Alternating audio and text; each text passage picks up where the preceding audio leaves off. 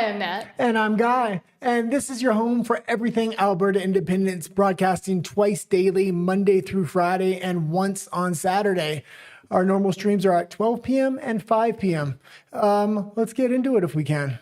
Maybe I'll keep talking while you try to I'm trying to figure something out, so you keep talking. She's trying to fix our chat so we can bring it up on screen. We're having a few troubles with it.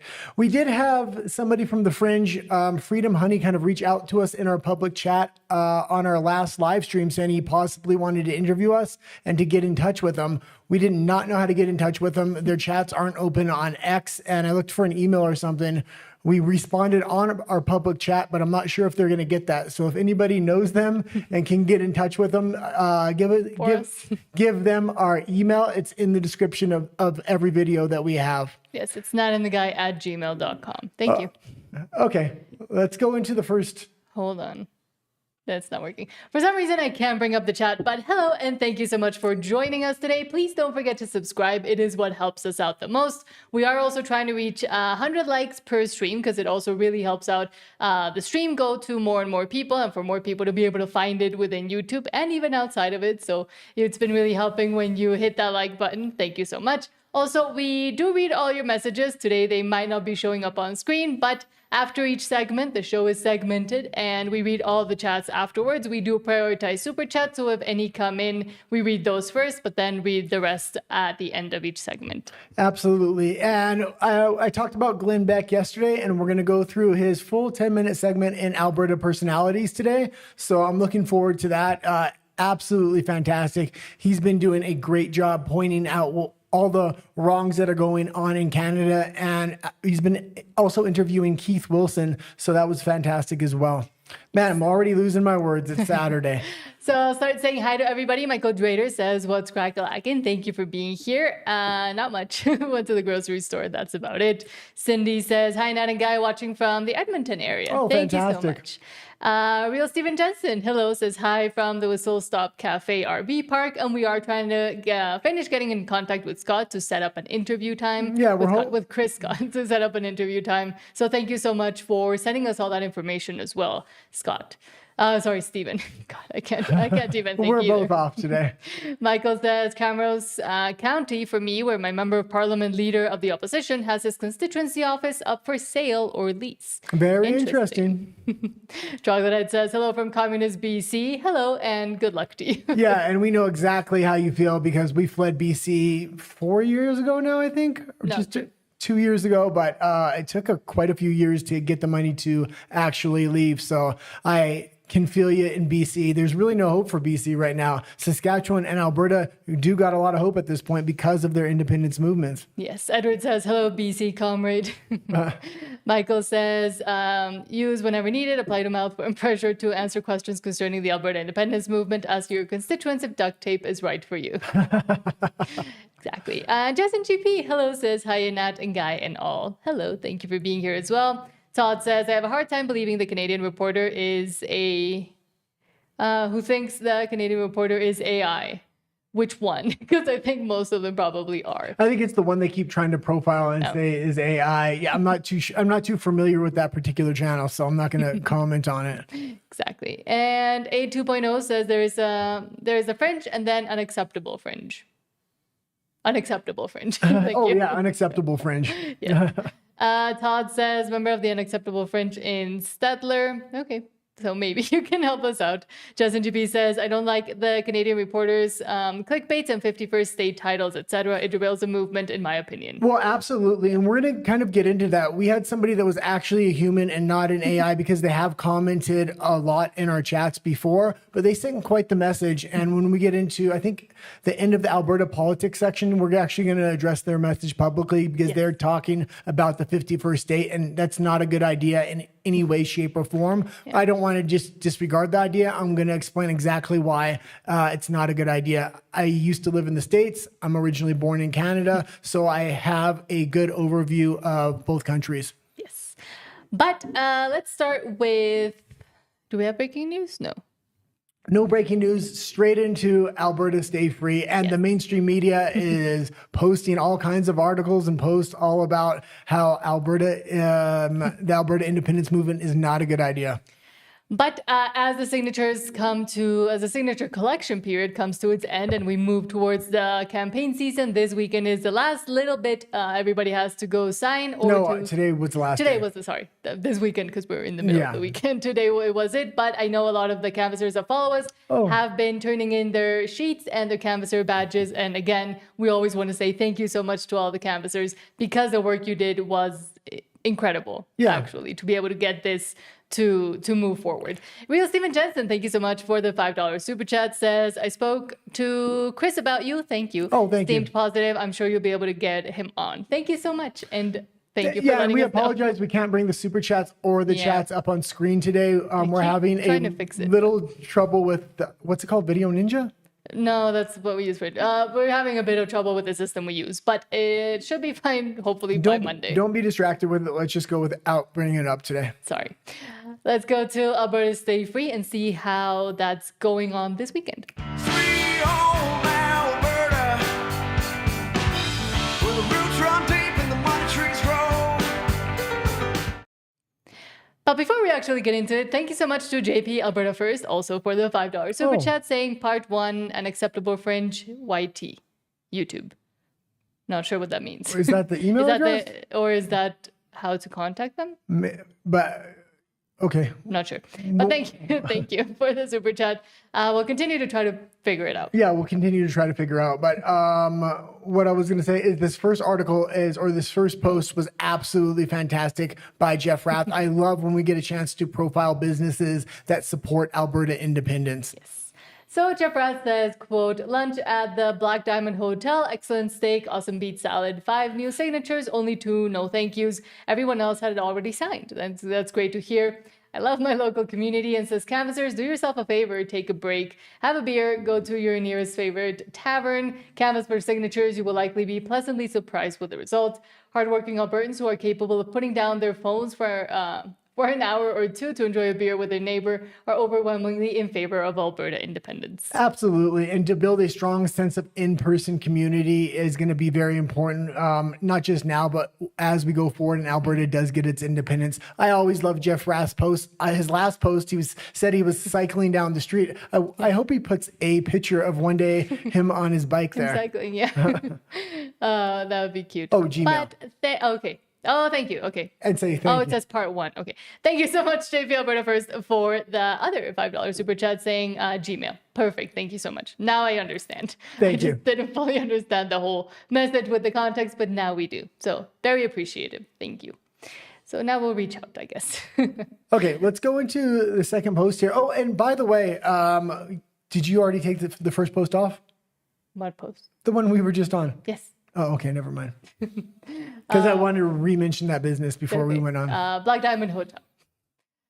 FreedomCalendar.net. Also, if you don't follow him, please go follow him, because he has been streaming almost all the events. I don't know how he does it and how he moves around, but with all the necessary equipment. So everything coming up, as well as we go into the campaign season, I'm sure he will be very active as well. And it is a great resource, not just for us, but for anybody that can't get out or has work or is just curious about it, but maybe can't get out. I think he becomes even more important as we enter the campaign season, and he's already put a heavy load on his shoulders. So thank you to Freedom Calendar. This was an amazing little clip he had, though. Let's get into it. It says, quote, sovereign Alberta within Canada is an oxymoron and a bad joke. How can Alberta be sovereign within a united Canada if we're subject to that? And this goes so much further than that. Industrial carbon tax, they just take it. We don't cut them a check. We don't pay it. They take it and then give us the scraps back. That is not sovereignty. That's subjugation. How can Alberta be sovereign within a united Canada if we're subject to that? And yeah, absolutely fantastic. And I love his passion. And I will say this, I was watching an interview on Critical Compass today. It was actually a really short interview. It was only 10 minutes. I do recommend everybody go watch it. That being said, what he was saying is a lot of the previous independence movements were trying to get independence only so they can negotiate a better deal with Canada. And that's how they clawed a lot back from the federal government. This time it's a lot different. We don't want something from Canada. We truly want to be independent, free, on our own, stand on on our own 2 feet and be our own independent nation. This is a much different dynamic than they had under Pierre Trudeau or any time before that. Yes, and we will continue to see the different levels of attacks as well from both media, but also from, unfortunately, uninformed people, both Canadians or people outside of Canada, or even some Albertans that haven't fully learned what the movement is actually about. But we will see mainly from mainstream media the attacks coming, and they've started already. The Globe and Mail says, quote, opinion, Alberta has no sense of nationhood, making its independence movement extremely strange. This makes no sense to me, making it extremely strange. We have no idea of nationhood. Canada as a whole has lost its own identity. Yeah. It's trying to erase its own history when it tears down its statues and tries to forget everything that it has accomplished, good and bad. It wants to rewrite things and look towards the future, not towards tradition. Mark Carney is constantly saying that. Mm-hmm. This isn't the only article I've seen. I think we're going to have another one as well. But I will say this. They're coming fast and furious now. It started with them targeting the fringe and AI. Yeah. AI creators, or slopaganda as they would call it. But man, yeah, this is only the beginning. As the summertime ramps up, there's going to be a lot of money put into this thing. And it's also interesting because when you actually go into the articles, because most people, like we just did right now, just read the headlines or don't fully look into what it says, and they come away with an idea of what was actually within the article. But once you delve into the articles themselves and read what their talking points are or what their best debate points are against Alberta independence, it still breaks down really easily. Well, I'll say Corey Morgan also had a great video. I was actually watching it maybe 30 minutes before we went on the air, and it was the 50 reasons why Alberta needs to stay part of Canada or why they can't leave. And it's absolutely ridiculous. It's just pure propaganda. It seemed like 50 reasons why it's going to be extremely easy for Alberta to leave. And Corey Morgan went over every single point and gave the counter to that point. So good on him. Fantastic video. But let's see another example of these kinds of articles, also from the Globe and Mail, so maybe they're focusing on it, but I'm sure we'll be able to find multiples coming out in the coming weeks, especially again as the campaign season starts. And we already saw CTV with their hit piece and the propaganda and against the unacceptable fringe. But Globe and Mail also says another opinion, because we love those. Alberta's flirtation with independence is a problem for all of us. So they're trying to get everybody roped in, and you have to be active against it, and you have to go against Alberta independence as well. Well, they want to put national Canada. They want to pit national Canada against Alberta, and it's up to Albertans to really reach out to conservatives across the nation. Pierre Poilievre no longer can affect change for at least 3 years, and even when he can, the country is going to be in absolute ruins. We should be reaching out to national conservatives, saying, "What are your first principles? What do you want for the country?" If that's what you want for the country, because I know it's the same thing Albertans want, Albertans can actually affect change in a real quick manner and to a level that national conservatives just can't do in Canada. Independence is the way forward. They can actually do something about it. And I'll read the super chat in a second, but I just wanted to show what Freedom Honey says here. This opinion piece propaganda is filled with fear-mongering and lies, which they will continue to do. I love it when a government-funded media shows their true colors. The panic is real. Yeah, and sometimes, go back to that real quick. Sometimes it's the comment sections that are more powerful than the article themselves, especially when you see them flooded with all the counterpoints to their propaganda on their own comments. And then very often, they're forced to shut down their comment section, and that's very, very telling. Exactly, because they can't handle the truth. But thank you so much to Real Steven Jensen. Oh, thank you. For the $5 super chat, saying fundraiser Saturday, May 2nd at Whistle Stop for speaking tour, 200 plus events over the next 6 months. Fun starts around 10 a.m. Music, speakers, silent auction. And we'll bring it up again probably throughout the week, but thank you for letting us know. And again, highlighting all those events that will start popping up and will continue to pop up as because campaigning season is the most important one before the referendum. Well, and that will be a fantastic event because it's at a historic location like the Whistle Stop. We know how they stood up during the truckers' convoy. Yeah, exactly. I think this might be the AI video that everybody's mentioning, or no? No. Because it looks like AI as well. Oh, no, absolutely not. Brian Curtison says, quote, CTV immediately starts this video off with, there's a growing push around the world to ban children under 16 from social media. No, there isn't. There's a manufactured push by some governments and the media using propaganda and fear to control what people see online. Governments want to keep growing in size and control. This is just another way to do it. CTV is complicit in their eventual takeover of everything, including parenting your kids. And the reason I put this in the Stay Free Alberta section is because they're going to start to ramp up this propaganda that we need censorship within Canada. The bills are waiting on the shelf. They're going to need national media and their propaganda wing to really pitch this to the people so there's not a resistance and they just accept it. They also get to follow in the footsteps of the UK, the EU, and Australia, so they know the best strategies that work to get maximum compliance and least resistance. The reason why this is so important to Stay Free Alberta to kind of push back against this stuff is because the first target on their list is going to be Alberta independence without a shadow of a doubt. There's nothing else within Canada that holds the amount of significance as the independence movement coming out of Alberta. There's a growing push around the world to ban children under 16 from social media, and Canada's federal government is seriously considering it. But a new citizen-led group from Quebec says, forget about just making it law. You have to make sure a social media ban can actually be enforced. The group is called Age Standard, made up of parents who work in tech, and they argue that independent third parties should handle age checks instead of the social media platforms themselves, with oversight from Canada's telecom regulators. They want to have independent organizations looking over these social media platforms. We've seen how that worked out under the Biden administration. This is exactly what they had. They were completely ideologically captured agencies that were able to really censor all these platforms in an ideological foundation and principle, which completely flipped a lot of these platforms. And it took quite a while for them to come back to some sanity once Trump kind of got in. Not all. Australia became the first country in the world when it passed a social media ban in December, forcing social media companies to remove more than 4.5 million accounts. Interestingly enough, I'm sure he's not going to go into how it actually turned out and the rebellion that it caused and how little compliance they have been able to get since, but... And many countries around the world are actively considering bans of their own. Supporters say it's about protecting kids, but others say a ban can't be the only solution. Better education is also key. What do you think? And should Canada follow through with a ban? Comment below. There's a growing... Better education by the parents. Let the parents parent. Government doesn't need to parent your children. Absolutely, there should not be a ban. Parent, like you said, this is a parent's responsibility. If you let them, in the guise of protecting children, bring in all kinds of censorship bans, they're going to expand that, just like they did the tax system. In the World Wars, the United States was not supposed to have a tax system whatsoever.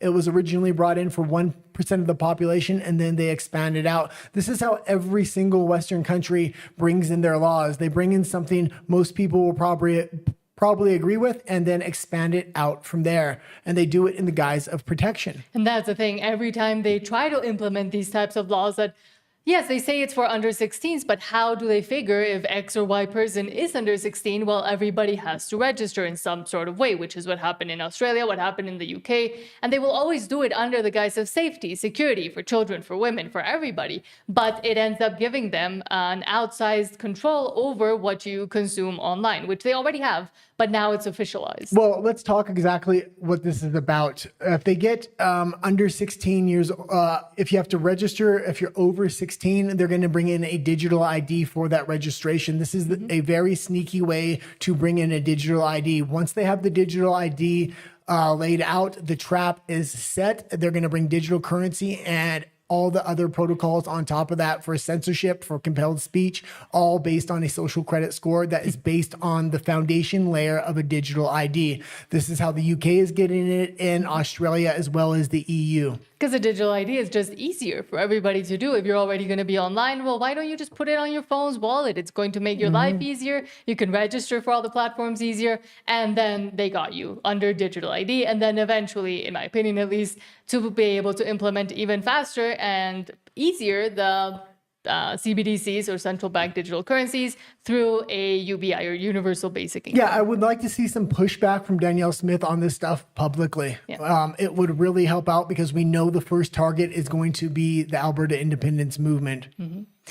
But now we'll read your comments. Unfortunately, I still can't figure out how to bring them up on screen. So today it'll just be my voice. But imagine all the comments coming up on screen. You got the best voice, so you go ahead. A 2.0 says BC becoming communist. Becoming BC is British communism, essentially. It's been communist.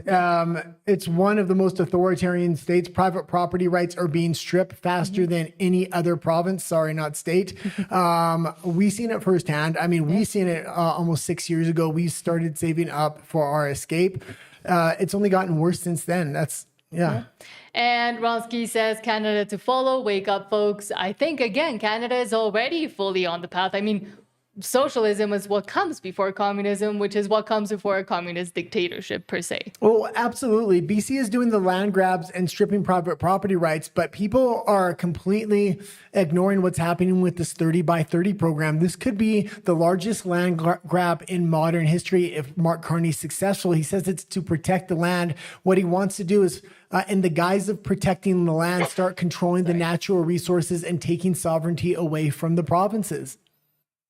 You okay? Sorry, I had to sneeze. Cindy Melnick says, unacceptable fringe is definitely not AI. No. No, 100%. I watch him to everybody. I watch him almost every night. As soon as we're done our show, his show comes on right after. So we usually tune right into him. Troglodyte says, I kind of think the AI propaganda might actually be an opposition psyop. That's one other thing. And I tend to agree with that. One other thing I wanted to say about the unacceptable fringe, because I was watching one of his videos today. He's actually one of the largest political news shows in Alberta. So that's why they fear him. That's why they're targeting him. That's why they're trying to lump him in with these other actual AI content. It's absolutely ridiculous. We need to stand up for all channels within Alberta independence, but especially the big one being unacceptable fringe, because he is the biggest channel within the Alberta independence movement. So he's going to have a big target on his back. And not that he should, but they went after him first because he is the most well known. Well, if they can censor him or get him deplatformed or do something like that, it sends a message and a chill to every single other content creator. Go after the big dog and everybody else will fall in line. That's what the government thinks. That's not the case. Even the small content creators like us are willing to go to the mat. We're not broadcasting out of Canada. We fled Canada a long time ago. We now live in Mexico City, and it's going to be real hard for Carney to touch us. And we're going to take this thing right to the end. Hopefully. Todd says CTV doubled down on including the fringe in their AI propaganda campaign again today. Yeah, I've seen that. And it was good on the fringe, though, because the fringe is very quick at turning around his videos. So he was able to respond to that in an extraordinarily quick fashion, which I appreciated. Yes. And Michael Drader says, sweet home a la Mexico. Al Mexicans is what we are. Taylor Robinson says, legacy media going after online content creators, calling it propaganda, misinformation. Maybe they're jealous more people go to online for their news. And exactly that is it as well. And we're seeing this push. We just showed another video that seemed like they try to upload to either TikTok or just for social media itself. And they can't really do it. They can't hack it. And they seem awkward when they do it. But as Marty was saying during our interview, it's out now, go watch it. Most Albertans don't even consume mainstream media anymore. It is the rest of the lemmings across of the insane asylum that is Canada. But in Alberta, there is a big presence of independent journalism and content creators. So I think that is also why they now see it as a threat, when maybe a few months ago or even during the Freedom Convoy initially, they didn't see it as such a threat to them and their power. This is such a special movement with Alberta independence. It's shaping up to be the elites and the politicians and the mainstream media and on one side, and the citizens and a grassroots movement on the other side. This is seen when you look at especially mainstream media. It is cookie cutter talking points. They just cut, paste, repeat in the same articles, and they're bad talking points. And the grassroots movement on our side are just content creators that believe in independence, that want a better future for themselves, their children, and their grandchildren. And it's very organic. You'll see ideas bounce off one content creator to another. One content creator will watch another content creator's videos. It will start to get him thinking. He'll say socialize some other things. You'll see the conversation evolve on the Alberta independent side, but you won't see it evolve on the nationalist side. It's going to be real hard for them. And every single politician is lined up on the side of national Canada. Well, it's a true, oh God, what's the word I was looking for there? I don't know. It is Saturday after all. I don't know what you were trying to say. It's a true citizen movement within Alberta. Grassroots. Not grassroots, no. Okay. And we had a long day. We woke up early because we broadcast twice a day. Saturday is one of the few days we don't broadcast twice a day. So we have to get a lot done and wake up early so we can go buy dog food for the month and stuff. Grocery store. A 2.0 says you understand and made $5 win-win. But JP Alberta first and anybody, if there is anything I need to clarify on a super chat you ever send, don't send another one. You can just send it as a message and I'll read it and then fully understand. Well, and I will say we do have the best audience in the world. We really appreciate them. When we don't know how to do something, not ask me a question, I'm like, I don't know. Let's ask the audience. And they always seem to come to the rescue. So thank you. Thank you so much. Daryl says, hi, Nat and Guy. Hello. Thank you for being here. Todd says, we're a culture of pioneers and roughnecks and cowboys, culture of faith, family, and freedom. Absolutely. And that is what mostly scares them, I think. Yep. Todd says, well, hopefully it can be faith, family, freedom, and country once we have our own independent nation and people once again actually believe in the nation, because people have lost all hope in national Canada. Yes. Todd says it's a problem for Crapita and amazing for Alberta. Exactly. Todd also says, hey, Guy, check out the Canadian Reporter and let us know if you think he is AI. Will you, brother? Yeah, I'll check it out after the show today. Canadian Reporter. Okay.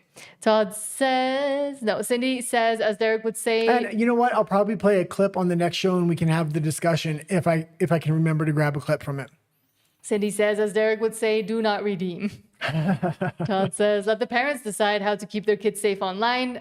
Stop it. We don't need your damn crappy parenting. We're adults and we can do it. So get God, I will say. Absolutely. Exactly. And we need to fix the society as well. So one income can support a household, and there can be more parenting in the household. So we're not relying on the government. So the government doesn't have complete access to our children for their indoctrination purposes. Exactly. Silverfeed, hello, says BC is be communist. Exactly. That is what BC now stands for, and for a while. Libtier, I will say. Free Alberta, Carney is a communist, period. Okay, let's go one more comment, and then we'll go into the next section, which is going to be Albertan politics. A 2.0 says, don't trust liberals to look after my kids. They don't even know which washroom to use. Exactly. But they know a lot of conservatives don't trust the system anymore to indoctrinate and educate their children. But that's why they're trying to ban homeschooling around the world. They're currently doing it in the UK, in the EU, and certain parts of the United States are trying to do it as well. And that's why I'm a huge advocate still of homeschooling, and will always be. And also, hello to KP for you over at RUMBLE. If any of your comments get censored by YouTube, you can always go to RUMBLE. We're always dual streaming, and leave your comment there, and I will read it as well. But let's go into Alberta politics. It's not that long of a section. Yeah. He doesn't discuss federal politics. He only concerns himself with Alberta's independence. And starting with... from Efrain Flores Monsanto, interesting last name, saying, quote, hundreds of legal firearms. One second. We have a super chat here. Thank you. Thank you so much to Stephen Jensen. Wow. For the $10 super chat, saying there is a provincial, I guess, Zoom prayer tomorrow night at 7 to 7:30 for the birthing of a nation through prayer. I just emailed you the Facebook post. Thank you. I'll bring it up as we get into the thing. I'll look for it and bring it up as well. Thank you so much for letting us know and for the $10 super chat. Well, and I'm thinking of that fundraiser at the Whistle Stop Cafe. I wonder if they're going to premiere that documentary that that individual was talking about. Maybe they will. Don't know. Once we figure it out, we'll let you know as well. But Efrain says, quote, hundreds of legal firearm owners rise up in Cambridge, Ontario. They call on the Mark Carney Liberals to stop their gun grab and for the Waterloo Police to commit to not participate in it. Well, yeah, and I wanted to bring this up in Albertan politics because this is a perfect situation where people all across the nation, conservatives all across the nation, are against this gun grab or are pro firearm. This is a way for Albertans to reach out to nationalists and say, look, we're going to make a change in Alberta. If you're thinking about moving to the States or you're disenfranchised with the national government, Alberta welcomes you if you're willing to vote for independence. And follow the values as well. It's gonna get mad at me for playing that, but let's just watch it like this. But that's a lot of people for Ontario, and there are some there might be few and far between, but when they gather together, there's quite a few people in every single province, and they're fleeing Canada in mass. Yeah. I mean, a bunch of people left BC just last year alone, and not to say in the last 5 years. I mean, we are in that demographic as well. BC is right next door to Alberta, and as you can see on our chat, people from BC call it communist BC. Yeah. They know, and Alberta is giving them hope. I hope a lot of these people that are thinking they'll move to Alberta if independence goes through, does it beforehand so they can support the independence movement and make it a reality. And don't bring your liberal insanity with you. But also from Keel Giddens, this quote, Canada. Well, here's the thing and why I always kind of bring that up. Okay. Conservatives are completely disenfranchised and it's going to be the next hair that the next straw that breaks the camel's back for most of them. They're willing to move across the nation or leave the country. They'll definitely be willing to move to Alberta and vote for independence. Liberals, on the other hand, aren't going to do that. They're perfectly happy with the direction Canada is going, which is absolutely off an economic cliff. However, once they realize how bad it is in a few years or maybe even a few months, and once Alberta is independent and its own independent nation, then they will be able to look at Alberta and say, oh, why isn't this happening in Canada? Why is Canada failing so badly? Why can I make no money and have no savings? I have no house, no car, and no food. Well, now I plan to move to Alberta, and those are the ones that people have to be wary of. The ones that were completely in agreement with the direction Canada was heading in until reality hits and the money, the checks stop coming from your job or your employer. Okay, let's go into the next article.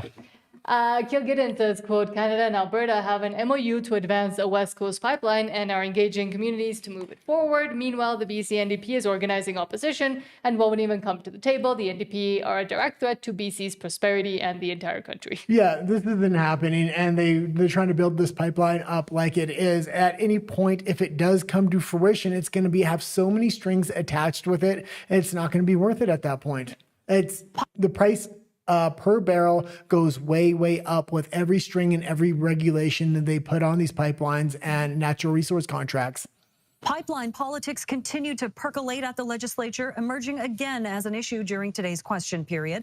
CTV's Legislative Bureau Chief Rob Buffum joins us live from Victoria with the latest. Rob.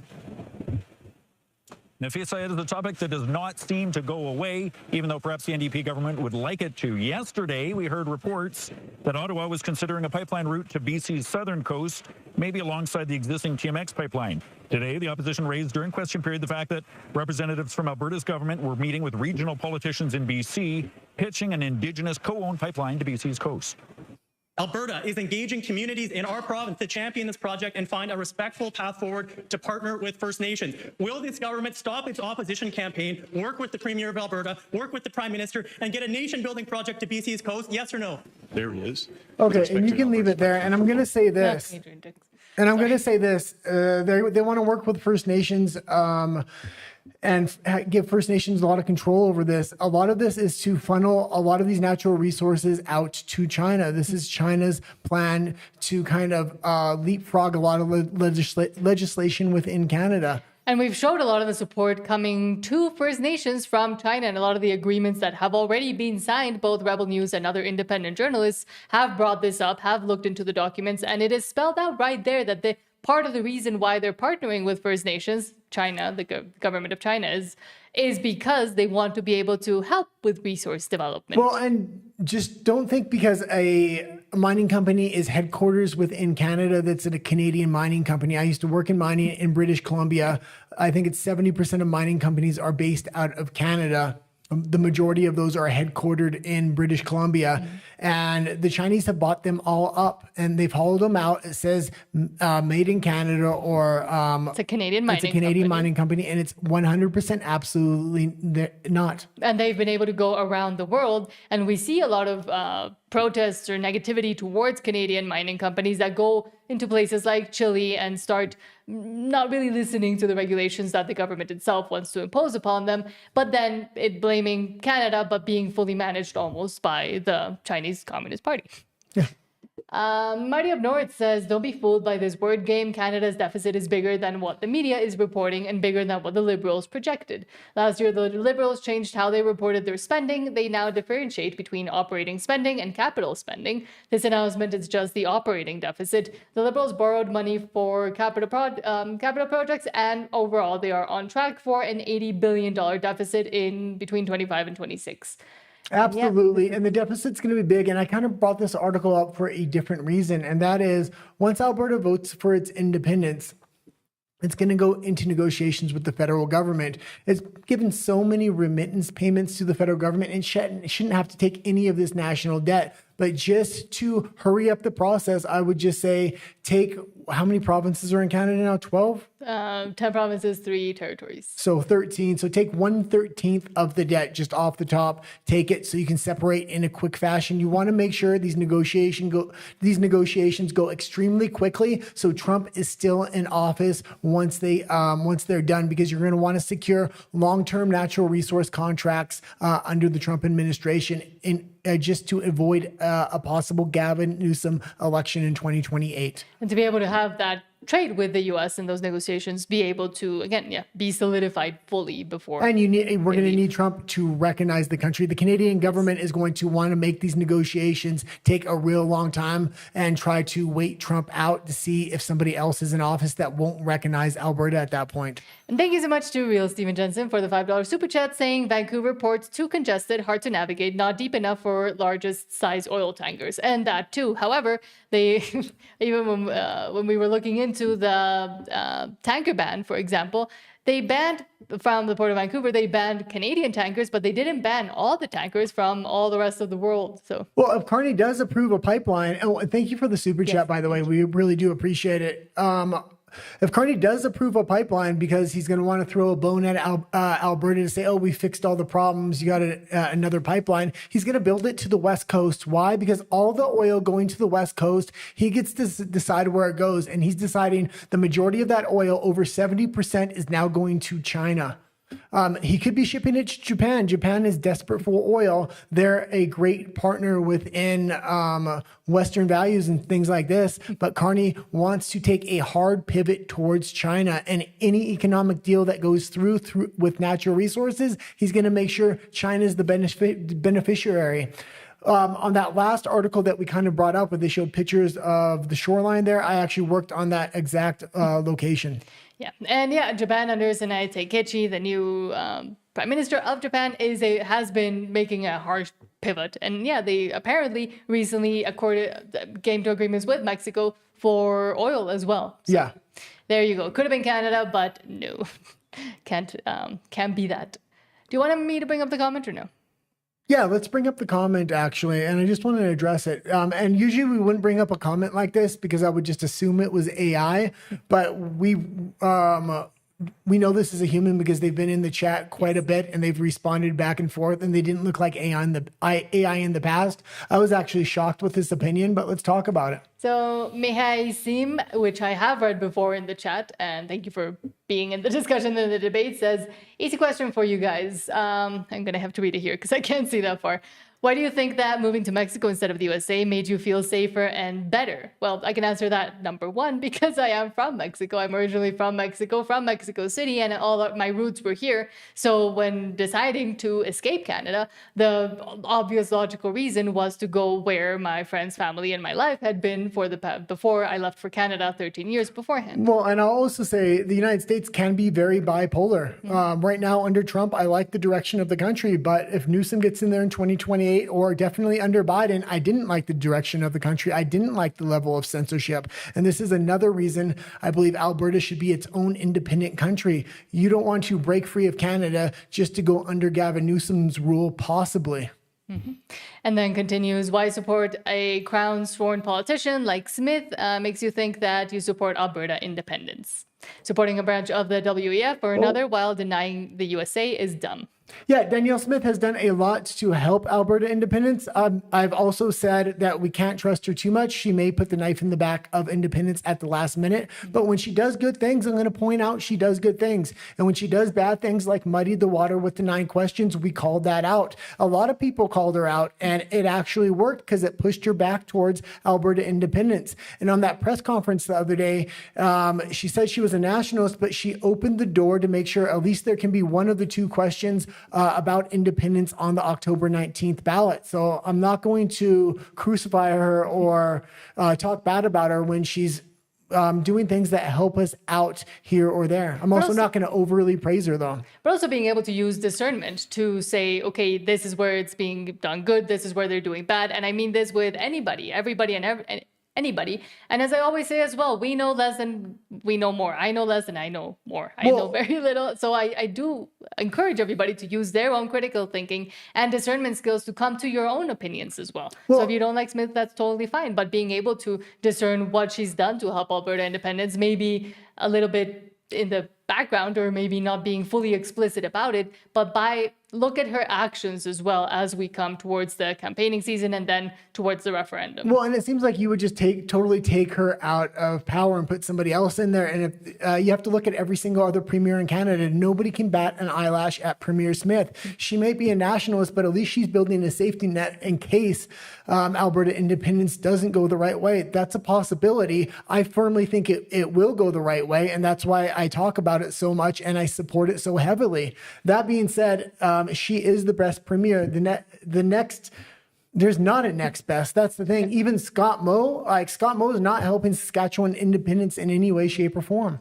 But before we continue, because there was another comment after that, JP Alberta First, thank you so much for the $5 super chat saying Trump is in office until 12 p.m. on January 20th, 2029. Yeah. So until then, essentially, but it's better. He's going to be distracted in that last year with campaigning, though. You have to realize what happens with campaign season, especially when it's the year of a presidential election. Exactly. And because he will be such an important figure during this next campaign season specifically. And also said, nobody in Alberta wants to be the 51st state. Where do you guys get your information from? Must once in your life move your butts to Alberta and check reality before you spread progressive nonsense. Come to Alberta and talk to people don't just talk nonsense. Here in Alberta, we see Americans as our brothers and sisters, and we wish we will reunite with them soon. So if you don't understand what was said there, she's saying she wants to be he wants to be the 51st state. That's absolutely a bad idea. I've worked with plenty of Albertans, whether it was in mining, whether it was in oil, or whether it was Albertans that moved to BC, and eventually a lot of them moved back to Alberta. So I do know the sentiment there. We have a lot of people from Alberta in our chat. All we talk is about Alberta every day. So I feel like I have a good sense of what Albertans want. That being said, what was the last part of the comment again? Oh, I closed it. Oh, you closed it. That we should move our butts to Alberta. No, there was something else. To know the sentiment. Oh, that Americans are our brothers and sisters and we can't wait to reunite with them. And this is just a warning. I've lived in the United States. I've lived in Canada. I now live in Mexico. I prefer Mexico because it's freedom through chaos. The government doesn't have a lot of control when they try to implement something like a digital ID or digital currency or anything else. They'll say they're doing it, but nobody adopts it and it really doesn't work. So they don't have real control. In Canada, they have a lot of control. In America, it's every 4 or 8 years, it seems like I'm agreeing with Trump and then I'm disagreeing with a Newsom, or I'm agreeing with a Trump, or I'm disagreeing with a Biden. You don't want to be caught under the wrong regime. And right now it might look good to some Albertans to let's become the 51st state. Let me warn you, I've lived in the United States. It is a great country, but you don't want to be living under the wrong regime down there. You're far better off as your own independent nation. Yes, and that is why we talk about it as Alberta being its own sovereign independent nation. Well, and I talk to a lot of Americans. You're on WDW Pro every few weeks, and I still talk to people that are live in the states that I know, and they still have the impression of this 51st state. They know nothing about what's going on in Alberta. The information isn't trickling out there. I'm constantly trying to reach out to content creators from the states. They don't know about it, so they don't really want to do an interview or talk about it. Yeah. And even the spokespeople within the movement, both Keith Wilson now and Jeff Rath and Mitch and everybody has been saying that no, it is about a sovereign Alberta being able to make its own decisions as its own country. Yeah, and we also want to quell any talk of the 51st state from American content creators or in the United States. And we want to do that by opening up a dialogue with them and explaining politely, we want to be our own independent nation because as great as your country is, every 4 or 8 years, it's somewhat bipolar. And conservatives in the states know that. I know they know that because I know a lot of them. But also by being able to, as its own independent sovereign nation, Alberta would be able to solidify way much better trade with the U.S. and have that positive relationship that right now is being stifled by the federal government. But the single most important reason we want Americans to know we don't want to be the 51st state, we want to be an independent nation is because we want to take certain moves off the chessboard for Mark Carney. He's going to try to claim foreign interference. And we want to make sure Americans, Canadians, and Albertans know Alberta wants to be its own independent country and there is no foreign interference because we are not becoming the 51st state. Yeah. But now I'll go into your comments and then we'll move on. There was a super chat there. I read that one. Oh, no, I didn't read that one. Thank you so much to Real Steven Jensen for the $5 super chat asking, why would Alberta reject one federal entity just to assume another political bureaucracy? Total independence is the only way. And the fact that that is an option on the table that Alberta is able to right now change its destiny for completely forever is why we're so encouraged by it, why we see it as a spark of hope within the hellhole that is Canada. Yeah, a lot of people within Alberta are encouraged by a constitution that's framed around the 1776 American Constitution. So where I was going to kind of go with that is, well, we'll just leave it there. But again, I'll read all your other comments and then we'll go into Alberta Politics. No, we just did Alberta Politics. Alberta Personalities, where we'll discuss Glenn Beck's video about Canada for a bit. Troglodyte says, and exactly, the goal of socialism is communism, according to said Lenin. Exactly. Thank you so much to Smile to Life Every Day for the $10 super chat saying, Danielle Smith, not only a nationalist, but she is a monarchist and believes in Carney's MOU, which is nothing but propaganda BS. But I also have to ask, how much of that does she actually believe, given the other things she has done, like opening up the possibility for a referendum to even happen, or by continuing to say that there will be a question, just depends on which one she's able to put on the referendum. If she does, if she doesn't, then I'll fully go against her actions. But let's wait until her action, I would say. We need to play the relationship with Danielle Smith very delicately as well. Keith Wilson was on Juno News just before I went on. I was watching it. I highly recommend watching that interview. He asked some very poignant questions of after Alberta gets its independence and we go into negotiations with Canada, the court has previously ruled Danielle Smith and the Premier is the one that does those negotiations with Canada. Juno News asked Keith Wilson if that's a conflict of interest in which he actually have Alberta's best interest at heart. And I found Keith Wilson's answers to be pretty insightful there. So the relationship with Danielle Smith is a delicate one. It's going to be very interesting where it goes. At this point, when she does something good, I'm willing to point it out. When she does something bad, I'm going to point that out as well. Exactly. Yeah. And I think it is that discernment and nuance that is needed, especially when discussing the fact that she is right now on a tightrope. She's also the individual where if Canada doesn't go into good faith negotiations with the province of Alberta, she's the one that needs to declare that unilateral declaration of independence. So we don't want to be that hard on her. I don't actually...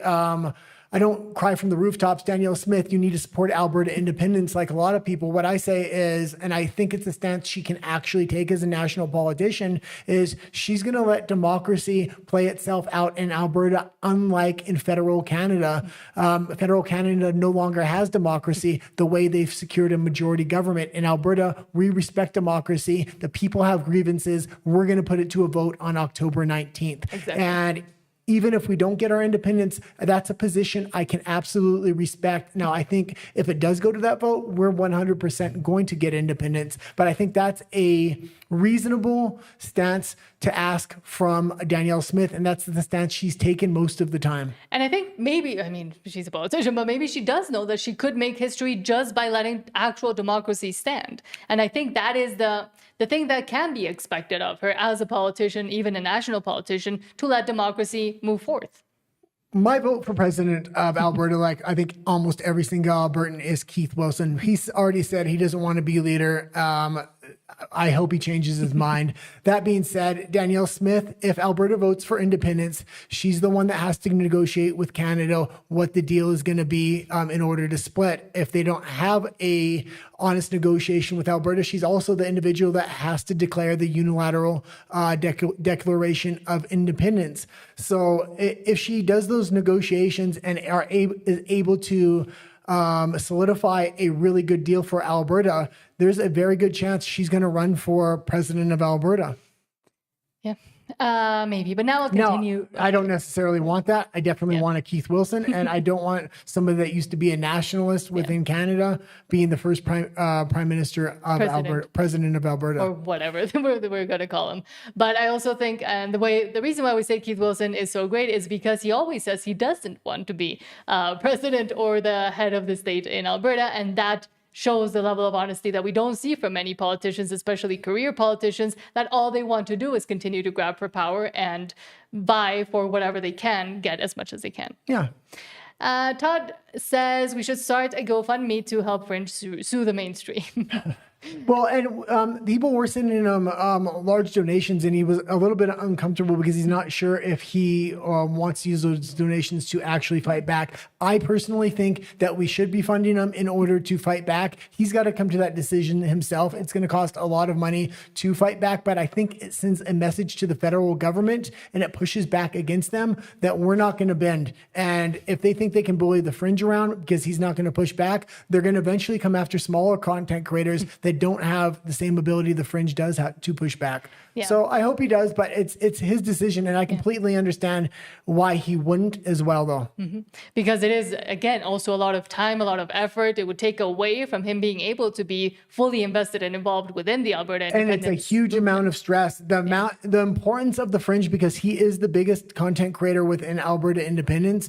We need all hands on deck with his content as well. So. Todd said, no, hold on.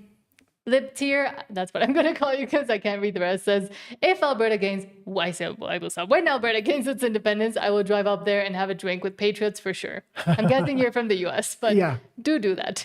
And we do have a lot of people from the U.S., and I do appreciate that, as well as a little bit of an international audience. But I like the fact that people from the U.S. are really starting to watch now so they can understand what the Alberta independence movement is actually about. And the context. That it's been conservative for the last 90 Alberta has been voting conservative for the past 93 years. 93 years, which is hugely important because as you forge a country and go forward, if you have a unifying ideology at its foundation and you're not each party or a person that comes into power isn't trying to undermine the last person that was in power and undo what they did, you can create a long-term vision for the country. Yes. Liptier says, I am Clan Gun. I will be there. I am praying for y'all. Thank you. And Robinson says, Rebel News has Alberta Independence mobile billboard truck and it's turning heads. Great. Absolutely. We did talk about that and how great it is that they are putting their almost full support behind Alberta Independence because as we were talking about the unacceptable Fringe and the potential of being able to either sue or do something about the defamation that CTV just made against him, and that I'm sure, unfortunately, we'll continue to see against other content creators, Rebel News has been able to, like them or not, stand up to the federal government, to provincial governments, to fight for free speech and journalism, to be able to go into debates. So at least they have that background experience. Doesn't matter if you like what they've done, everything they've done or not, but the fact that they have gone also to the mat for journalism, for free speech, in most cases at least, is valuable, especially for Alberta Independence and for smaller even content creators. And I'm just keeping an eye on the dog. I'm not sure if she's feeling so well. Oh. Okay. Todd says, exactly, Guy, way to ask it on parenting and family setting. Yeah. Sean says, why are they taking their guns? Aren't many Canadians in the middle of the wilderness? Polar bears will flat out just redrum you.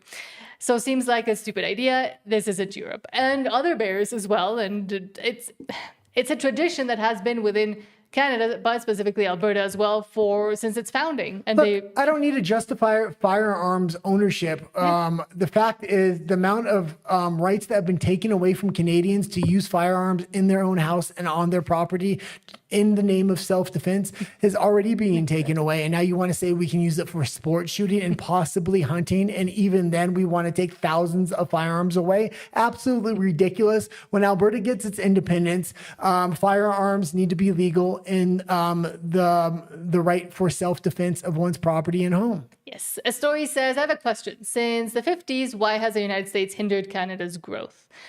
Has it? Well, Canada was doing pretty good not too long ago before the Liberals kind of got in. They had a quality of life actually above the Americans. The US, yeah. If anything, I think it's the Liberals over the last decade now that have been the ones that had limited the growth. Not being able to invest in your natural resource sector the way Canada should. Canada has the most natural resources in the world other than maybe Russia. It's almost a parallel. It seems like Russia is supplying the global south with everything it needs. Canada should be the one supplying all the Western countries with what they need, but somehow Canada has regulated themselves out of existence. And they've changed their economic policy as well, again, almost when the Liberals came in, a little bit beforehand too, to essentially stifle the economy. That is what they've ended up doing. I don't think inadvertently. I think they did it mostly on purpose. But I don't know if saying that the U.S. has hindered Canada. I would even say it's the opposite. And I agree with Sean here saying United States has never hindered Canada, just the opposite. And we might be referring to the tariffs that Canada has been imposing upon the U.S. forever, for the longest time. And now Canada decides to complain as the U.S. wants to do something about it. Well, I would say Doug Ford had the gravy plane and Canada had the gravy train, which was the United States for decades to build themselves up. And they squandered that, much like the EU did as well. The United States allowed these countries to suck off the teat for so long, and they've become weak. They now need to become strong again, and these countries should be helping them. And I fully agree also with what Clyde said on the interview we did with him, where he said Canada should be grateful to the U.S. because it almost won the lottery by being the neighbor of the U.S. and by having the largest unrestricted border with the U.S. as well, and the relationship that it has had for the longest time. Absolutely. Todd says, it has propped up crap. I understand. Apparently, Astoria is a troll. I don't know if I'd say a troll. Well, I'll maybe justify this a little bit more. I don't just want to discard the fact that you think the United States has hurt Canada, but Canada, the EU, a lot of these Western countries, but I'm mainly thinking the UK, the EU, and Canada have become complete welfare states and haven't had to really invest in their militaries, but have invested in their welfare programs and stuff like this. And it's completely hindered their societies. And they've been able to do that because they've had such a good deal with the United States for so long. Mm-hmm. Exactly. There's add-on benefits beyond economics, which the United States does provide. Daryl Robinson says, Deep State Carney wants to double up on TMX pipeline, but Vancouver's port cannot support super tankers. It's too shallow. This is a nothing burger. Yeah, it's a nothing burger. Listen, I think Carney, I have a difference of opinions than a lot of content creators within the Alberta space. I think Carney's going to give a bunch of natural resource contracts and pipelines at some point to say, I fixed everything in Alberta. I fixed the economics, trying to ignore the cultural issues. And I think if he does give a pipeline, it's going to have to be to the West Coast so he can supply his buddies in China with more oil. Mm-hmm. So even no matter what he gives Alberta, I think the vote needs to be clear, and that is for independence. Yeah. Troglodyte says, if you were deluded into thinking First Nations care about the environment, go visit their reserves. And that's the thing too. Real Stephen Jensen, thank you so much for the $5 super chat saying, many want to open carry, concealed by permit. Texas of the North, crime will plummet. Exactly. And And you can be sure of that. we covered that the other day. Yeah. States with open carry actually prevent a lot of crime, and they stopped keeping statistics on a lot of that stuff because it was building a different narrative than what a lot of governments wanted. Mm-hmm. I will also say I was watching Native Chronicles at fantastic channel, so we'll reach out to him at some point as well. Okay. Sean says, because someone keeps asking that who downed or who destroyed the arrow, the troll. But actually answering says, are you talking about a fighter jet in the early 50s? Probably because it wasn't as good as Canadians are made to believe it was, but it wasn't around then, so keep trolling. I'll just use that to answer the question from Arvo. We'll read 2 more comments, and then From we're going to go stories. into Alberta Personalities. Yes. Oh, hold on. Now I can't see anything. Todd says the U.S. is good old and awesome, no debate. Yeah, but doesn't mean you want to join it. Hold on. Yeah, but we need to make it clear right in the beginning, why don't we want to join it? Yes, And we need to do it in a nice way. Carney's saying, we'll never be the 51st state, blah, blah, blah, blah, blah. You're never going to take us over. It's like, you have an absolutely fantastic country, and you've allowed a lot of countries to thrive with Western values and things like this, but you're bipolar in your nature. Every 4 or 8 years, conservatives know this. It's when you say it to them, they're not going to deny it. They understand, especially when you say we've been a country or a province that has voted conservative consistently for 93 years. Exactly. And A 2.0 says, getting a UCP membership will keep Daniel Smith honest. Having independent-minded members inside the party is a good insurance policy. Absolutely. And that's something I completely have said on the show and believe in. So absolutely fantastic comment. And that's what Mitch had also suggested as well, I believe. And that's been the game plan coming from the decentralized leadership of Alberta independence. And if anybody hasn't heard it that's watching the show, a lot of the leadership within Alberta Independence is suggesting we get UCP memberships for $10. I think it's $10 annually, and that gives us a voice within the UCP and the direction that Danielle Smith might go. KP4U says, that's why I can't watch your live shows on YouTube. They have me on silence. Sorry about that. And Christu says, hello, dears, Alberta Independence. Hello, Christu, and thank you for being here. But yes, now let's move on to Alberta Personalities and mostly focusing on the Glenn Beck video that came out recently. But they need to understand that Albertans are done. We're leaving, and there's no more conversation to be had. I know that's upsetting to people. And yes, exactly. Oh, and you got the wrong video. This is the Oh, one no, you- this is the one. This is the right one. Sorry. This is the one you put on the list.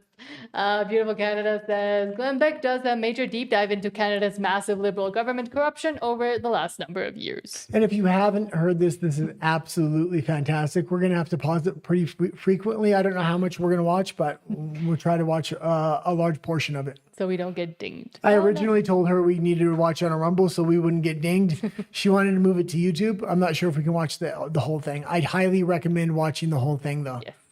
In 2021, Parliament discovered that a scientist in Canada's highest security lab had shipped live Ebola to the Wuhan Institute of Virology and collaborated with the Chinese military on bioweapons research. Kind of a big deal, right? Do we have anything like that? Uh-huh. So what happened in Canada? The House ordered the documents 4 times.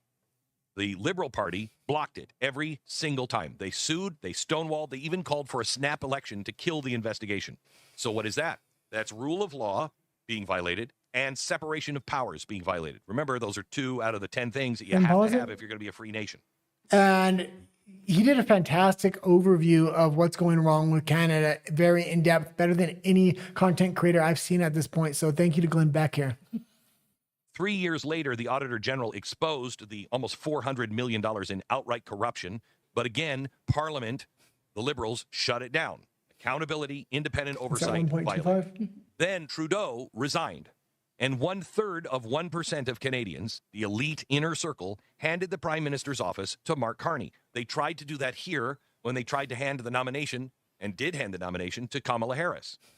While this was happening, the House of Commons stopped sitting for 8 months. So Canada was governed by executive decree. No oversight, no debate, no votes. Yeah, it really was that Kamala Harris bait and switch they tried to do in the States, which didn't work, thank God. But they did accomplish it in Canada, and they not only accomplished it, the way he's going about getting his majority government is completely crooked. It's the first time in Canadian history a majority has been made through floor crossers. And also, most of this, at least, won't be covered, or at least not through this angle, I would say the proper angle, in Canadian mainstream media, because mainstream media in Canada is almost fully subsidized by the federal government. So, of course, they don't want to talk about these things or put them in this context. Where's your representation, separation of powers? Okay, that's not a democracy. That's ruled by fiat. They weren't even in session. The elections, are they free and fair? CSIS confirmed China interfered in both 2019 and 2021, funding 11 candidates. Trudeau was briefed on this, and he did nothing. That's free and fair elections out the window. Liberal MP openly told people to collect a Chinese Communist Party bounty on a conservative candidate. No charges. Equal application of the law violated. This is also insane to me that this doesn't get talked about more, that it should be talked about more, especially now that we're going to start seeing claims of foreign interference into Alberta independence and say, well, what happened when there was actual foreign interference proven by CSIS? Nothing. They decided to do nothing. The next election, 121 mail-in ballots went uncounted. In one, the vote was decided by a single vote. Elections Canada printed the wrong postal codes on the envelopes. In another, data entry errors, and that delivered a 327 vote swing to the Liberals. Trust in the election? Then 5 MPs flipped into the Liberal Party in 5 months. And convenient that it handed. And pause it again. And a lot of people don't talk about this, or independent content creators do talk about it in Canada, but it's hard for a lot of people to understand because we have so many immigrants coming to the country where English is their second language. This would be extremely hard for any immigrant to even understand. The mainstream media just feeds them absolute slop, and they kind of eat it up because they don't understand the language in depth. And you really have to have a good comprehension of the language in order to understand a lot of these minute points. Elections to the now majority, a 2-seat majority to the Liberals. Democracy by design, or is it democracy by manipulation? Do we see any of this happening here? Because, see, people blame this on the Republicans, but where are the Republicans in Canada? Why is this happening with progressive leadership all over the West? Once in power, they move to control what you see, what you say, and how you live in Canada. They invoked the Emergencies Act against the 2022 Freedom Convoy. They froze the bank accounts of protesters, their supporters all across the country. That's a silencing of free speech and assembly and property rights. 2 federal courts, including the Court of Appeal, ruled unanimous, unreasonable, unlawful, and a violation of charter rights to expression, assembly, and protection from unreasonable search and seizure. No national emergency existed. The government is still appealing to the Supreme Court, but the courts have already spoken. They act. And why do you think he's still appealing to the Supreme Court? And this is why this argument does come up. And even though the Liberals try to make it seem, or the Nationalists try to make it seem like, oh, you're insane by thinking that he wants to invoke the Emergencies Act. Well, what is the one reason of concern, most concern, existential concern to Canada that he might want to invoke it for Alberta's independence? And Glenn Beck isn't picking on just Canada here. When Biden was in office and freedoms were being stripped and they were going after freedom of speech, he said the exact same thing about the United States. And the thing is, this is why we don't necessarily want to be the 51st state, or we absolutely don't want to be the 51st state. We want to be an independent nation, because what he's saying here about Canada, he was saying just a few years ago about the Biden administration and the United States. This isn't unique to Canada. This is happening in the EU, in the UK, in the United States as well. It's a bit better under Trump, but if Newsom gets in 2028, you're going to have the exact same problems. You might have it even worse, because you might be flooded by liberals from 50 states flooding into Alberta if you ever became the 51st state. And that would completely change the entire point of separating from Canada in the first place. Exactly. Without justification, and then they got away with it. That's judicial authority and rule of law. They passed a bill called C-18, the Online News Act. That forced Google and Meta to pay Canadian outlets for links. Meta blocked all news on Facebook and Instagram for Canadians. Google paid up instead of blocking. But the precedent was set. Government decides what information flows. Free press, information flow, controlled. That's not part of a free nation. Bill C-11, the Online Streaming Act, does the same thing to Netflix, YouTube, Spotify, forcing them under the thumb of Canada and their DEI quotas and Canadian content mandates. That's speech. That's cultural expression influenced by the state. That's not a free nation. They kept the carbon tax, despite 2/3 of Canadians opposing the increase. Okay, and you can leave it there. I just wanted to play a good portion of the video, but I don't want to play it all because we will get dinged on YouTube at a certain point. Yes. Glenn, we like you. Please don't ding And us. Glenn's doing an absolutely fantastic job. I'm sure everybody knows who Glenn Beck is, but if you don't know who he is, go check him out. It's on Blaze TV. He reposts almost everything on YouTube. He's constantly pointed out the misdirection of the federal government in Canada, and he's interviewed Keith Wilson in the past, and he's going to be a huge asset towards Alberta independence. And he interviewed Keith Wilson almost a year ago, I want to say, but also recently as well. So I think that also proves that he's been invested and interested in this for a very long time. Absolutely. And I because he's talking to Keith Wilson, he knows Alberta doesn't want to be the 51st state. So he's not making that mistake of pitching that to his audience, like when you see on Fox News sometimes. Stephen Jansen, thank you so much for the $5 super chat, saying Jeff Rath also said there is no political path forward in the U.S. for Alberta to join. It's completely off the table. Yeah, and it needs to stay off the table. Yeah. And anytime that comes up, the decentralized movement of grassroots content creators needs to absolutely shut it down. It came up in our chat, and it came up in a couple other things I was watching from U.S. content creators. That's why I'm making a big point today of kind of bringing it up again. It's been a while since I've talked about it. But also, you put this up. Oh, and I used to watch this gentleman all the time. He's absolutely fantastic. He just makes little shorts, and they're really good. He talks about interesting political topics, but he brought up Alberta independence, and it put a smile on my face. So while we've been down here fighting the deep state, our friends up in Alberta have been fighting the communist government of Canada, looking for their right to separate from that communist shithole. They have collected up all the signatures they need to get that referendum vote on the ballot in October. But they have the same problem we got down here. Corrupt courts. A corrupt court has put a hold on the verification of the signatures of their petitions, right? And that is being challenged and should be freed up. Their premier, Danielle Smith, has said, yep, she's acknowledged that the votes are there. And she says, as long as they can get this verified, she will make. And this is exactly why we reach out to U.S. content creators. We want them to be in the know. He has an intimate knowledge of Alberta independence. Obviously, he knows Danielle Smith. He's from the States. There's not too many people in the United States that even know who Danielle Smith is. Yeah. So, man, this guy is absolutely fantastic. I was surprised when I seen him because I had been watching him for so long. Make sure that it is on the ballot in October. Now, whether or not that happens, and it better, because from what I'm hearing from my friends up there in Alberta, they are getting pissed, and because they all want it, right? They even sent me this fancy little pin. Look at that. Yeah, that's Power to Alberta. The North stands free. The Republic of Alberta. I'll throw their the website for their little pin and all the rest of their merch they got going on to help fund this movement they got up there. I'll throw it in the description of the video. You guys go show Alberta some love and some support, because the one thing America could really use is a sovereign Alberta that could actually build the oil pipelines down here, since we fucked Iran and the Straits all to hell. Yeah, probably getting some of those fucking pipelines out of Alberta, that might not be a bad idea, would it? No, that'd probably be a pretty good idea. Work out pretty good for Alberta, work out pretty good for us. The Republic of Alberta, that has a nice ring to it, doesn't it? So I wish my friends up in Alberta luck in their search for freedom. We all deserve it. We're probably going to have to fight for it. So good luck to us all, and good luck to Alberta. Long live the Republic. And thank you to him. Thank you to all the American content creators, even though they're few and far between at this point, that are getting behind Alberta independence and understand the movement on a little bit more in-depth level. So while we've been down here fighting the deep... Started playing again. And is that the artist known as Jess? Is that the content creator's name? I can't remember his name. He always pops up on my feed, and I'm always watching him though. Let me check if it is him. Oh, we've been down here fighting... that is him. Yeah. Yes.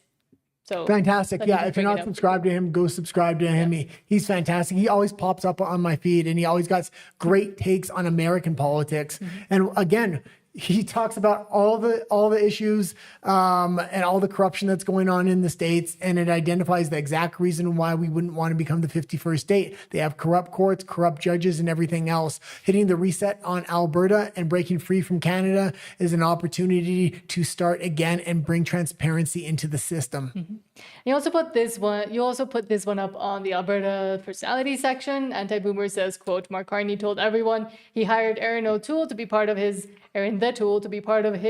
advisory council on Canada-U.S. economic relations. He was really hired to undermine Pierre Poilievre's leadership of the CPC. There's no other reason why this low-T potato is back. Well, leave that up there. And I've recently changed my stance on Pierre Poilievre, and I do understand the value of Poilievre right now. He is carrying water. He's the water boy for Alberta independence.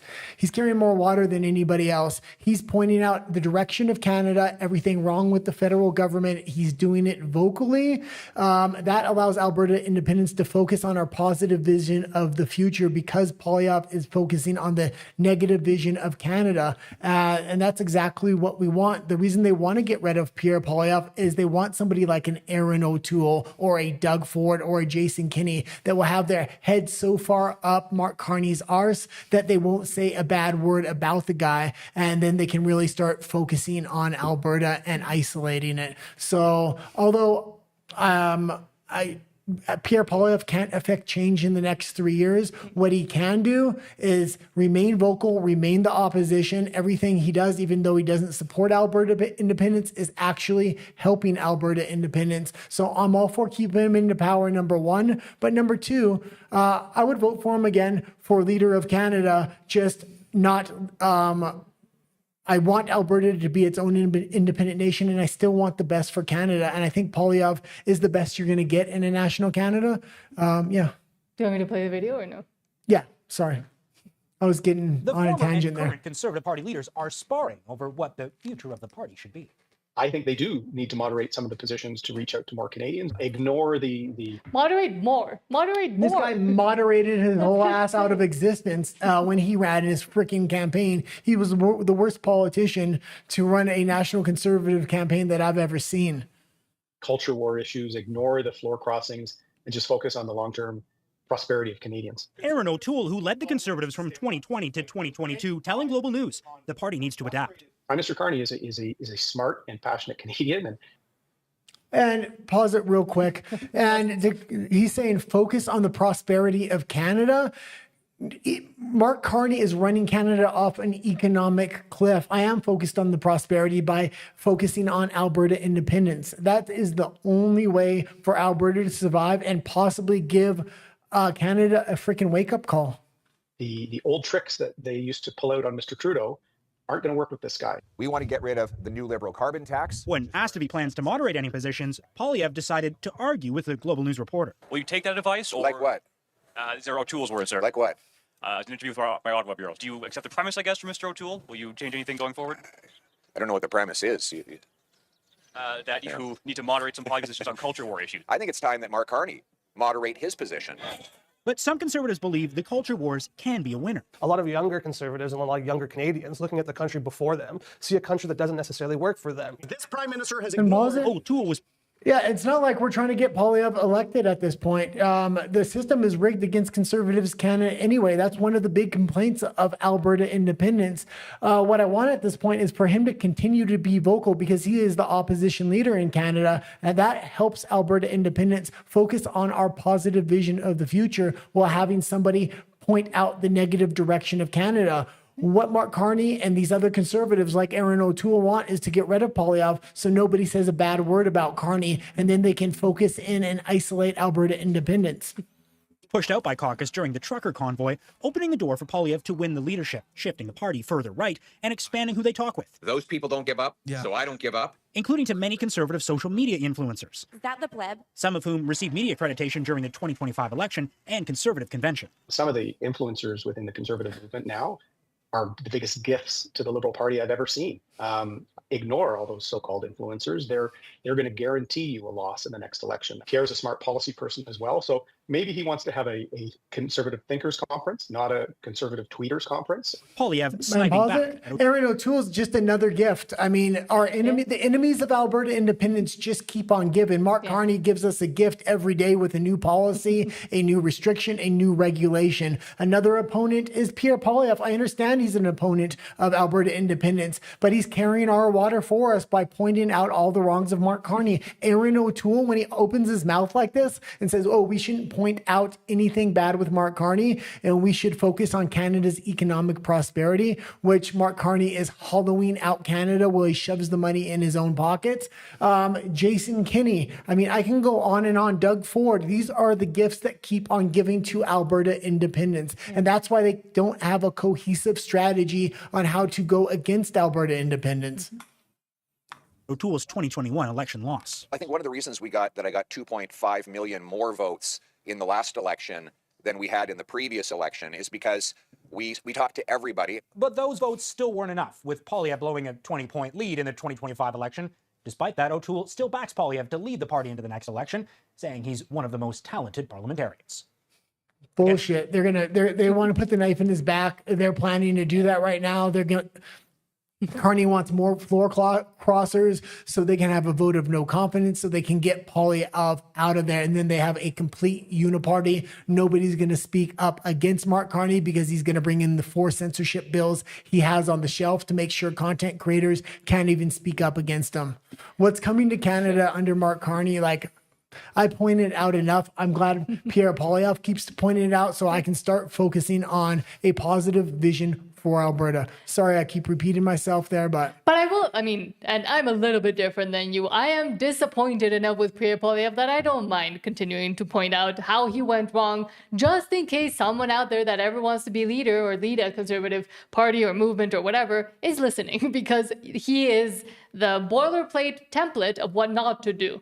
At least when you're campaigning and right after he got the nomination as well. In all of his, he didn't have all the policies. Obviously, he liberalized some of his policies, which I called them out for. But the large majority of his policies are the same first principles that Alberta independence does have. But I mean, the strategy he didn't use, and everybody he didn't talk to. He had the right strategy at the end when he went on Joe Rogan and he went on all these. When it didn't matter anymore.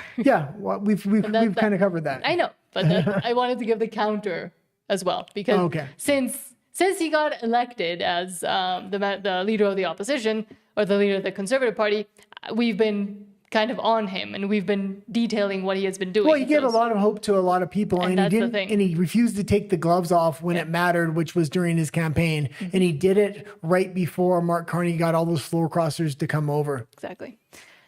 But finally, Ryan Curtison says, quote, Wab couldn't be more off the mark with this nonsense and obsession with Trump and these files. This guy has a large following of supporters, once again highlighting how naive and simple our population is. Look at how sure he is of himself on this. It's laughable. One of Trump's big Achilles heel has been the Epstein files. That being said, you're trying to get a major trade deal, not only for your province, but for all of Canada. And if you think this is the right tactic, it's absolutely not. This is going to hamstring the negotiations even further. This is like Doug Ford doing any one of his media conferences where he's dumping out alcohol, saying no more American alcohol.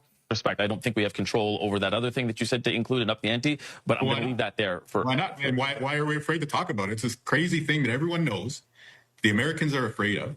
Their president is afraid of. So let's just say what it is. The president is mentioned in the Epstein files a huge amount of times. His government continues to conceal them. And so why don't we just say that we're going to drive a hard bargain until they release the rest of the files? They want to talk tough about 51st state. They want to have their secretaries go into congressional hearings. And okay, you can pause it there. And you see how he brings up 51st state and stuff like this. When, as Alberta independence keeps on rolling, he's going to be somebody to watch because he's going to have a mouth on him. And he's going to be obviously on the nationalist side. I don't think we need more of that guy. Okay, let's go into some comments if we can before we go to Alberta's Canada. Yes, and okay. This is going to be interesting because I do know there is a troll. I might do something about it, but I need to see a little bit more beforehand. Well, let's just kick him out now. But I don't know if they're having an actual productive debate or not. Todd says, no, hold on.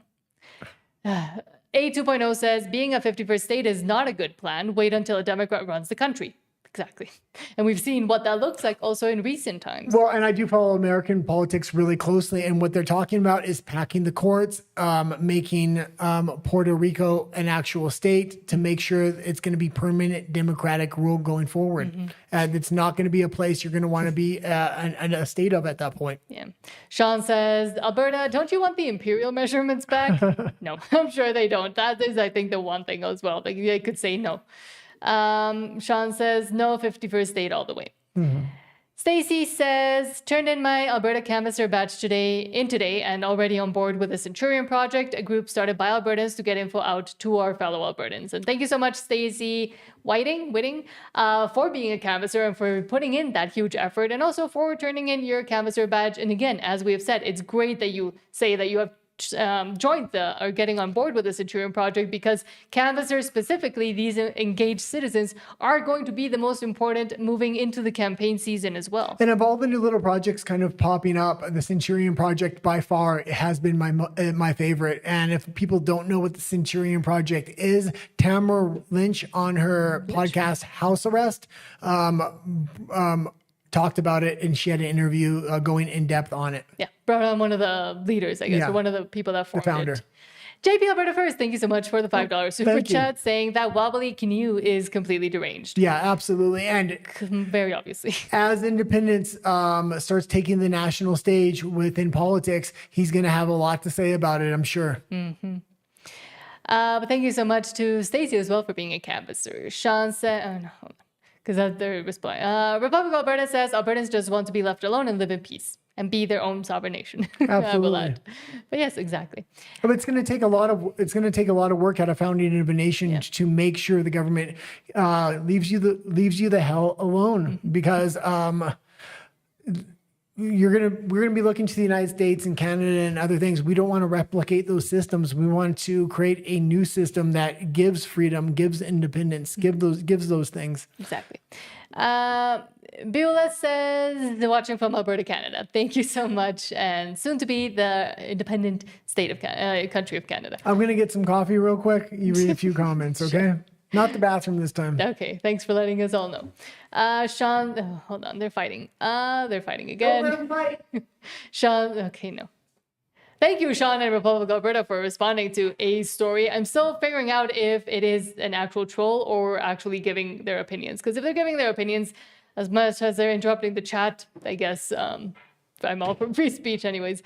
Republic says people who come to our province to benefit from what we built and try to change it are not welcome, and completely agree with that. And that is one of the main problems that has plagued Western nations during the past decades, that they've allowed that to do.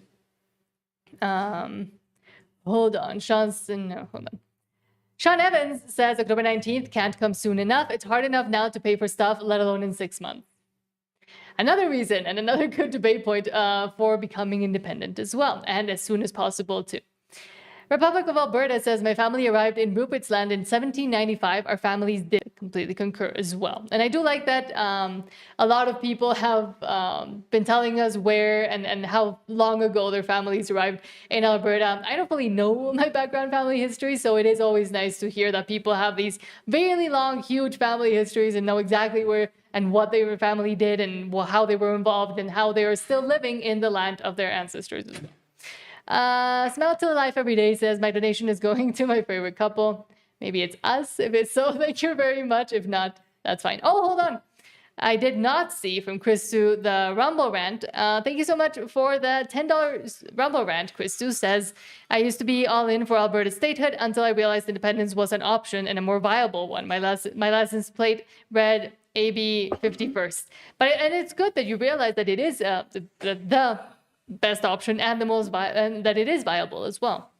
Because again, initially, a lot of people weren't even fully sure of how or what would happen or how it would work out. But thanks to all the spokespeople, I will say, from State for Alberta, but also just Keith Wilson, Jeff Pratt, etc., being able to explain that, yes, there is a fully viable path to just be independent.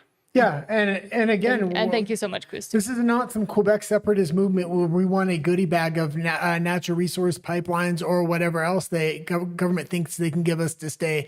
This is a pure independence movement that really wants to be free and be its own independent nation.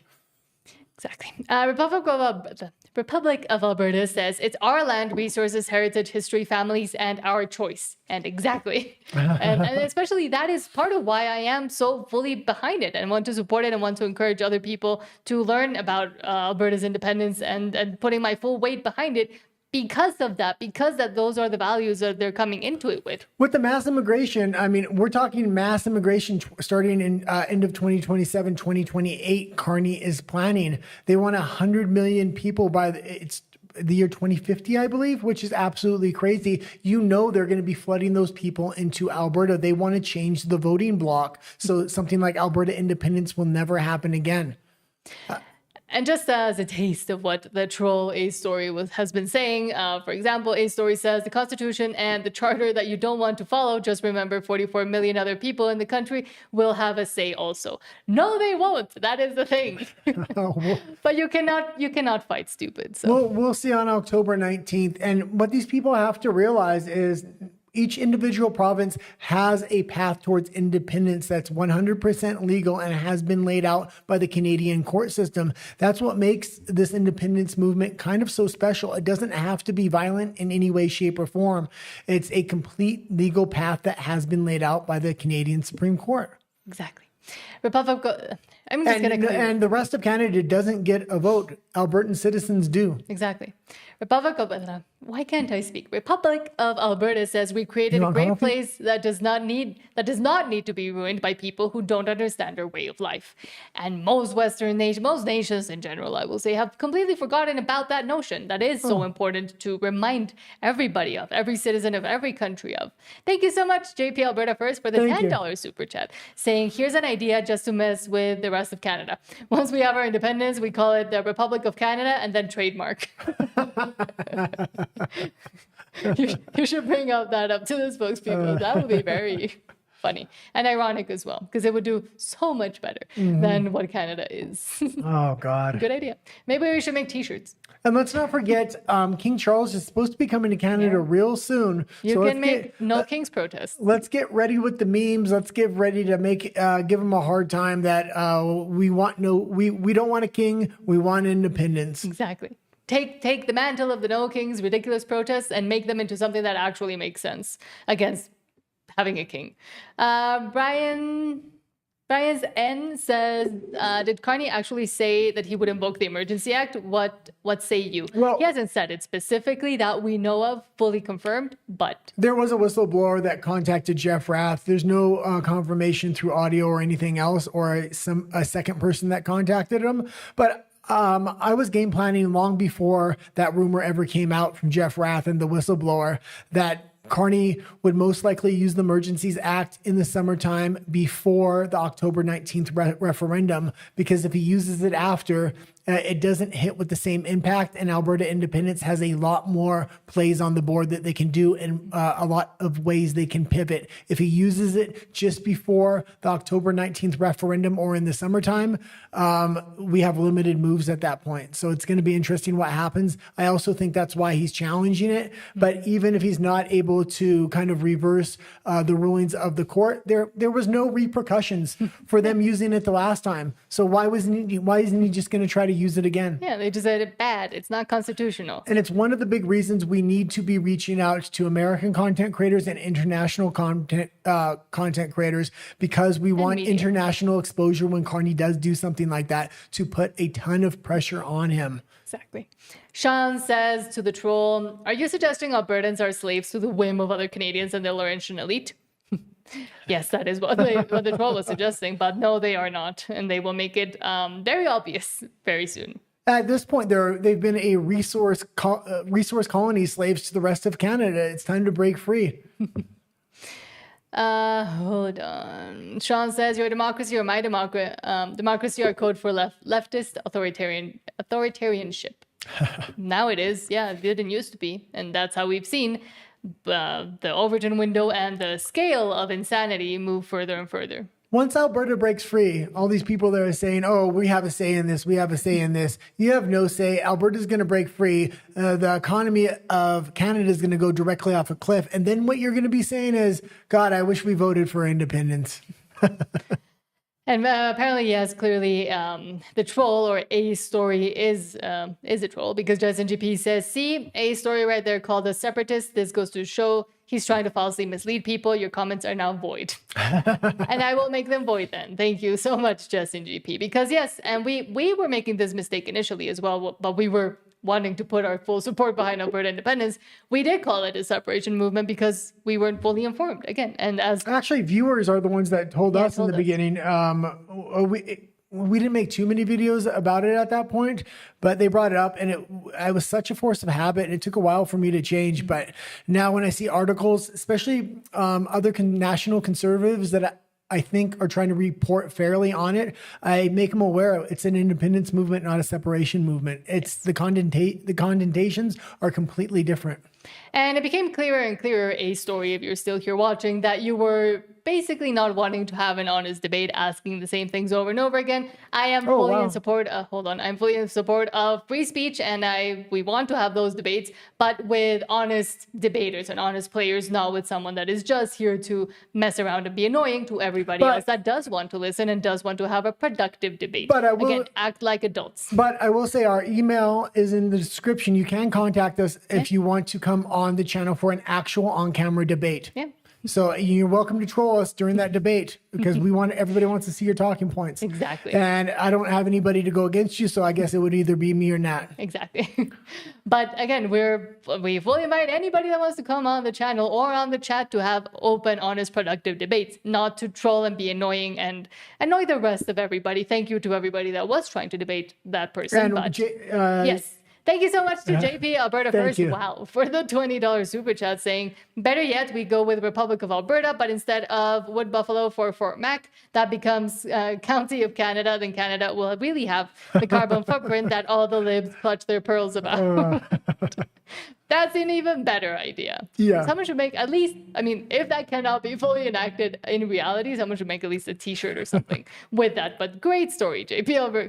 Great idea, not story. Well, and these great are the kinds of ideas that are constantly coming up in Alberta independence, because it is the grassroots movement.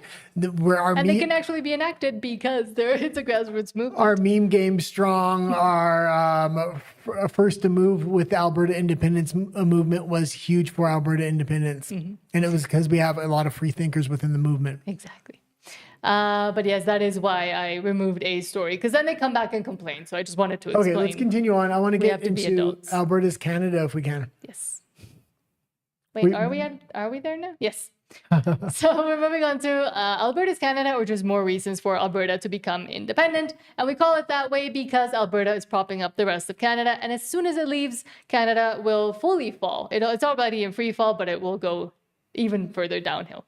I'm angry. I've had enough of these people.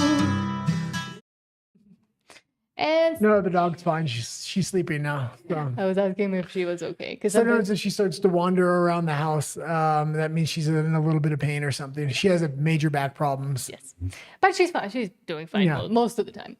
Let's start with Western Standard saying, quote, data show 1.1 billion in child benefits went to temporary residents. And go figure. Like, this is the kind of things that we can solve very easily once Alberta gets its independence. And very quickly as well. Yeah.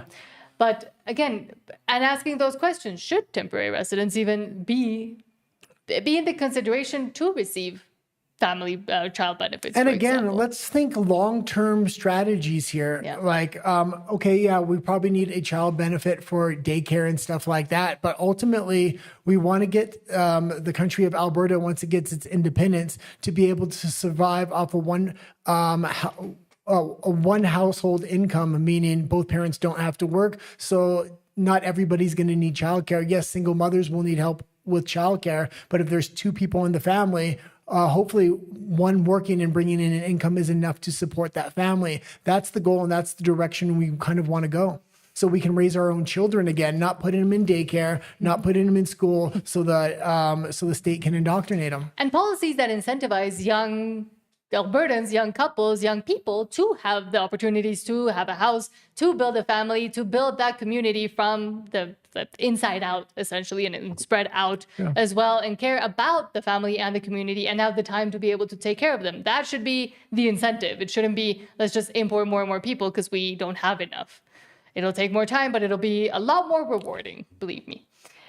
Chris Bryan says, quote, this is insane. Toronto police just seized SMS blasters, fake cell towers never seen before in Canada. These portable devices hijack thousands of phones at once, blast fake bank or Canada Post texts, and knock out real service and even 911 calls. Tens of thousands of phones were hit, over 13 million disruptions. 3 men were charged, of course, from China. Dang Lin, 27, of Hamilton, not of Hamilton probably. Yunmin Shi, 25, from Markham, Ontario, I'm guessing, really and Wei Tong Hu, Wei Tong Hu from 21 of Markham, also probably not of actual Markham. But thank you so much. And we'll get right back to that story in just a few minutes. Thank you so much, Republic of Alberta, for the $20 super chat. That's insane. Saying Albertans appreciate all your hard work. Thanks. Well, and we appreciate all of you.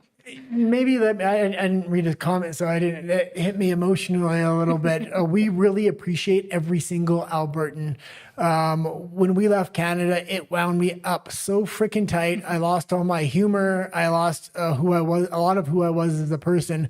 Now we're down here in Mexico, and I'm seeing what's happening in Alberta. I'm very heartened. I'm very much in support, and it's the people of Alberta standing up to the Canadian government in mass that is giving so many people hope on a global basis. There are millions of people that were pushed out of Canada, hundreds of thousands every year. You have a lot of supporters outside of Alberta that are watching and supporting you guys, and you're giving us hope. We wish there was something like this when we had left Canada. So not thank you to us, really thank you to every single Albertan that's standing up to this authoritarian communist Canadian government.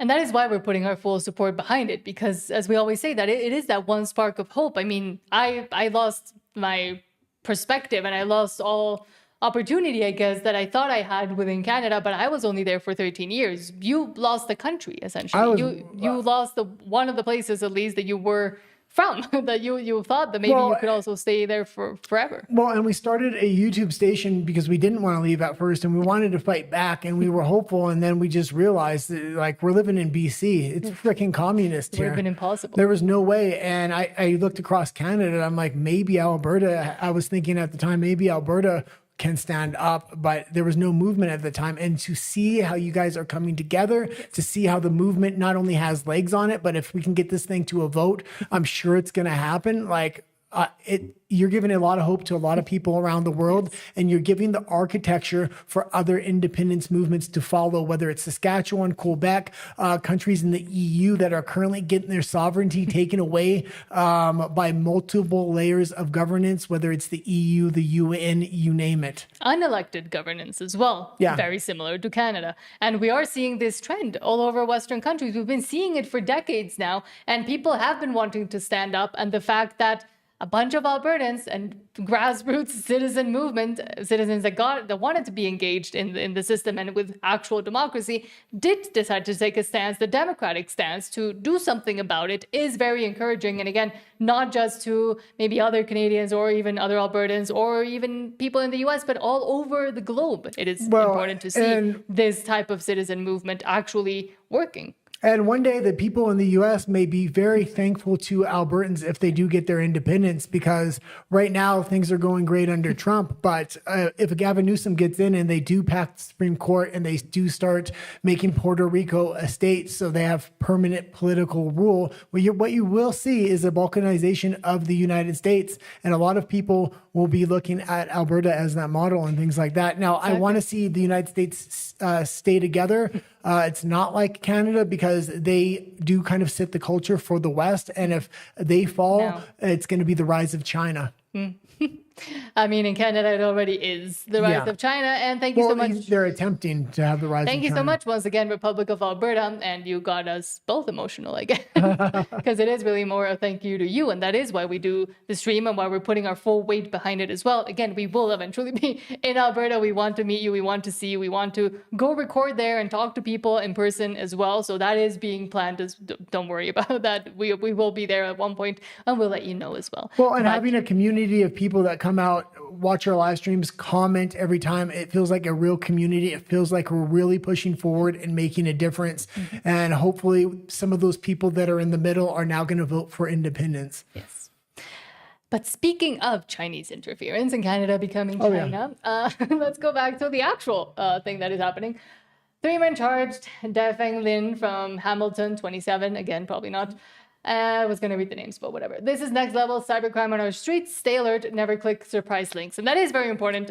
Don't click anything that you get via message, and always verify. If a bank calls you, you say, I'll call you back, and then you call the bank, you call whoever's trying to contact you. And this used to happen a lot when we were in BC. Take responsibility. Don't answer calls that you don't know where they're coming Leave this up here. What's going to happen when you have a digital ID and digital currency and cybercrimes like this happen and your all your digital currencies taken and stuff like this? Any number of things can happen.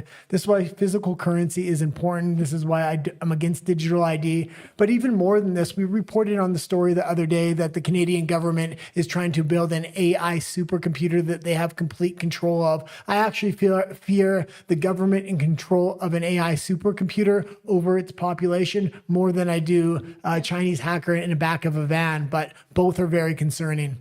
True. And we are seeing the attempts of other governments, and I'll put Mexico as an example, of creating a database with all the citizens' phone numbers and with all their IDs, their digital IDs, which here a lot of people were already forced to get. I did a story on this channel about that in English, I think. Well, let's not...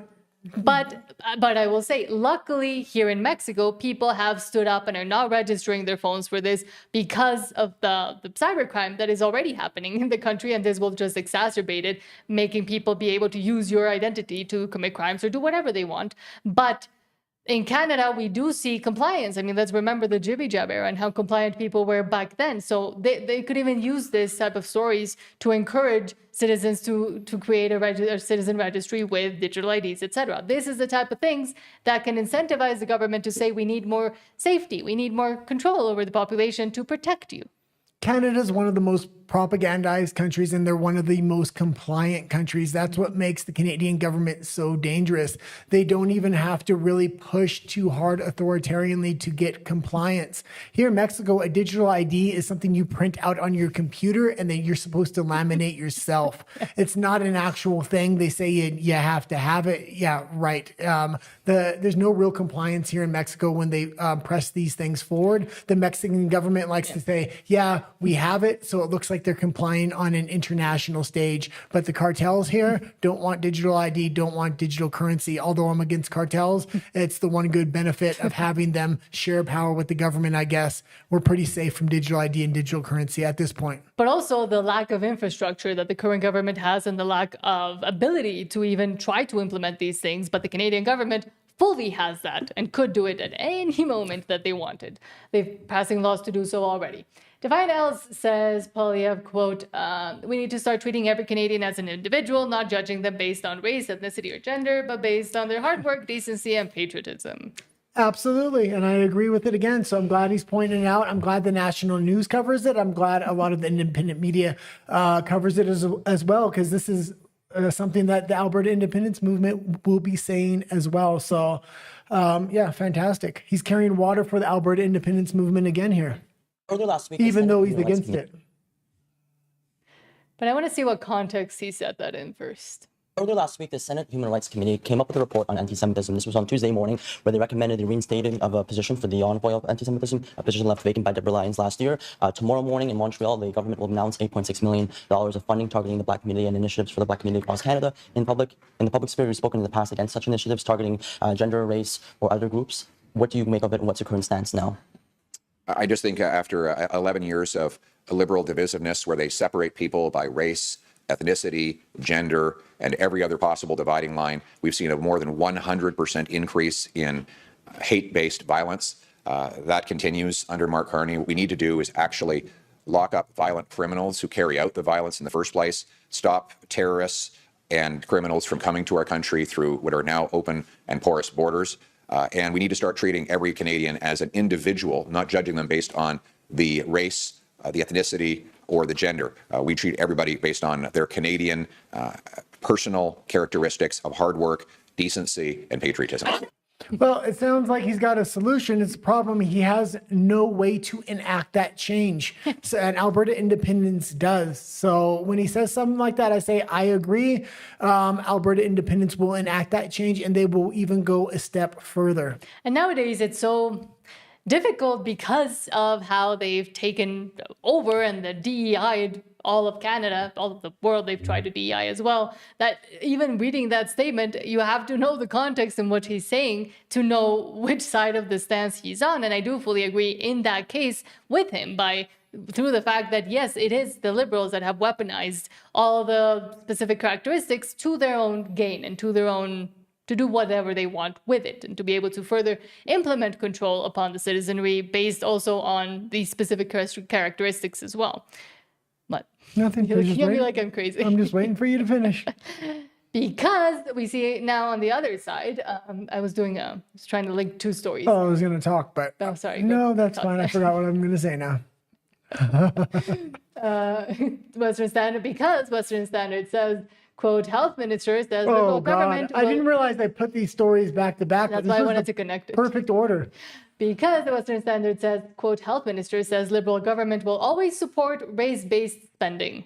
Absolutely ridiculous. And we used to work in the film industry for a while with the Teamsters. Yeah.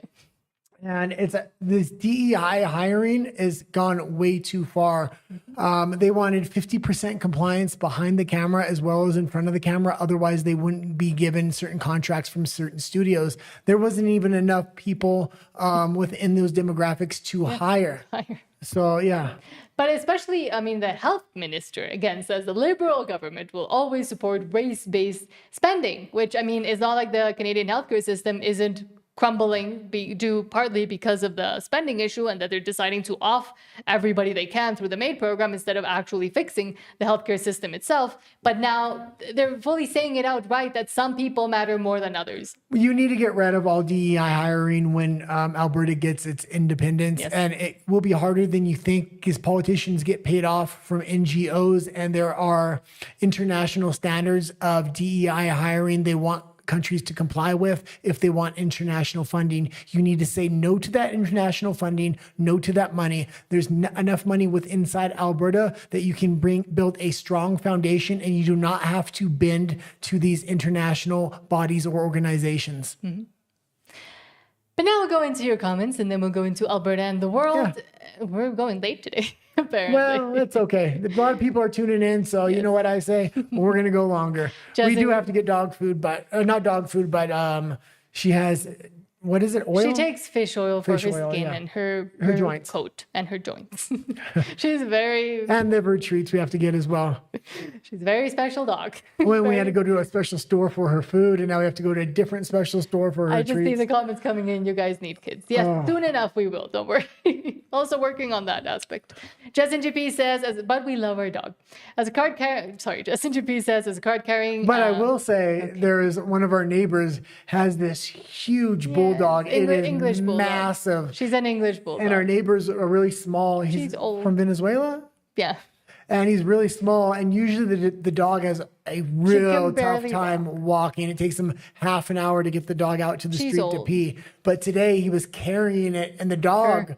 Carrying her. The dog was almost as big as the guy. Yes, he was. Yeah. And she looks... I think he told me she was like 35 kilos or something like that. Like, she's heavy for a dog. Yeah, big. But she's cute. Okay. She's really old. Justin GP says, as card-carrying Métis canvasser who is promoting Alberta independence, I can tell you very few independent proponents are advocating for 51st statehood. You get one vote in the referendum. Well, no, I 100% agree with you. Within Alberta, everybody knows we don't want to be the 51st state, but this is a narrative the federal government's probably going to try to paint at some point so they can say foreign interference and then declare the Emergencies Act. And I do talk to and watch a lot of American content. They still have this idea in their head. It's up to us and to reach out to American content creators. And if we're in their chats because we watch their show, make sure it's clear if Alberta does come up in the conversation, we do not want to be the 51st state. We want to set the narrative, not just in Alberta, but on a national scale as well as an international scale, and specifically the United States. Yes. And that's why I like to see that content creator earlier with the sunglasses. Yes. That was very clear and very educated on Alberta independence. Yeah. And because obviously people had already reached out to him. He had the Alberta pin. He knew a lot about it. Drew Mitchell says, I renewed my UCP membership about 2 weeks ago. Still haven't seen the confirmation of my membership, though. We did hear that there were some issues with getting some memberships. 2 other subscribers let us know that they were having trouble with that. But again, until we know further things, I don't want to. Well, and they may be getting a flood of people coming in right now from independents trying to get memberships, and they're probably not used to that volume because there was a couple people that said they didn't have a problem getting the membership. Yeah, that too. Rage Against Machine, hello, says Canada fails every step of freedom. Canada has no freedom, exactly. Now they were fighting. Because now I deleted all of the trolls' comments. Well, freedom in Canada is like language. They're trying to redefine what words mean, redefine what freedom of speech is. That compelled speech and hate speech laws, you can have those at the same time you have free speech, and you just can't. And there's a lot of things they're trying to redefine in Canada. They want to redefine Western values as communist values. Oh, of course. Apparently, the troll was from BC, so no surprise there. We know those kinds of people. Drew Mitchell says, Glenn Beck is absolutely right, but I don't remember him mentioning about being forced via unconstitutional manipulation to submit to genetic medical interventions during the jibby jab era. And then maybe he missed that one, but he spoke completely. And I can't remember his stance because I've watched him for years now. I can't remember his stance at that time.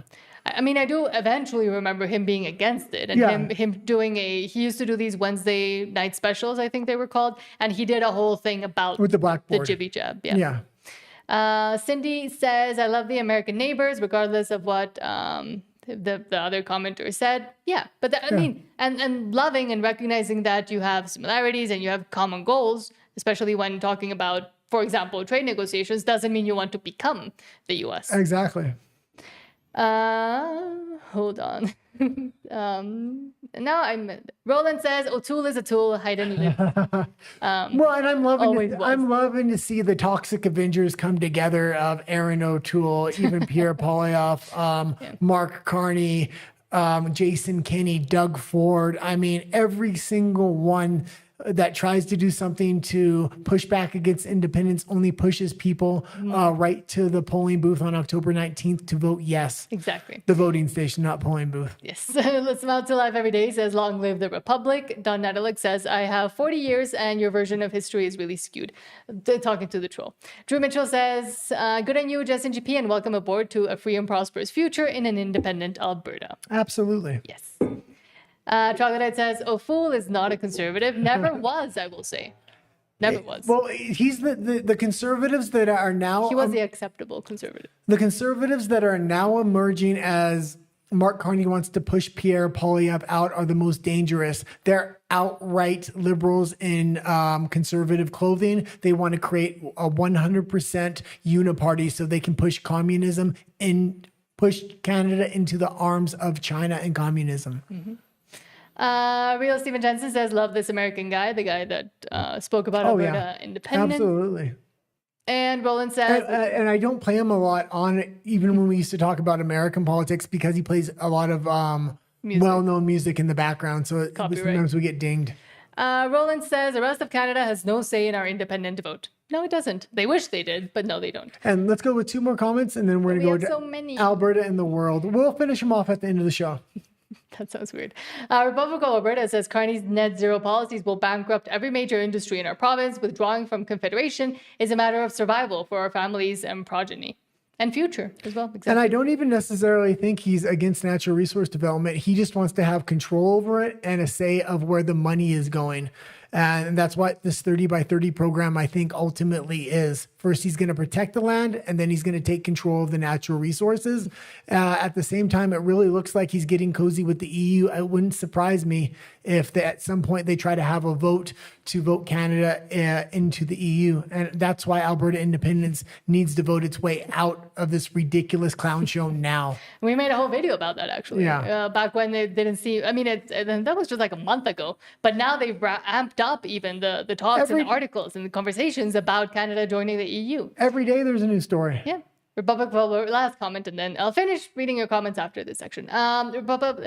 I can never say Republic. Republic of Alberta says Albertans are tired of fighting nonstop with Ottawa just to survive. We want to be left alone. Yeah. And that is a one distinguishing factor between Albertans and I would say the rest of the lemmings in Canada.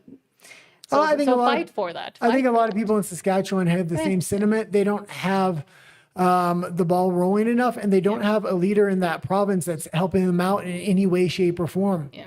He's getting closer and closer to Carney. I'm talking about Scott Moe there. But now, speaking of Carney, let's go to Alberta and the world.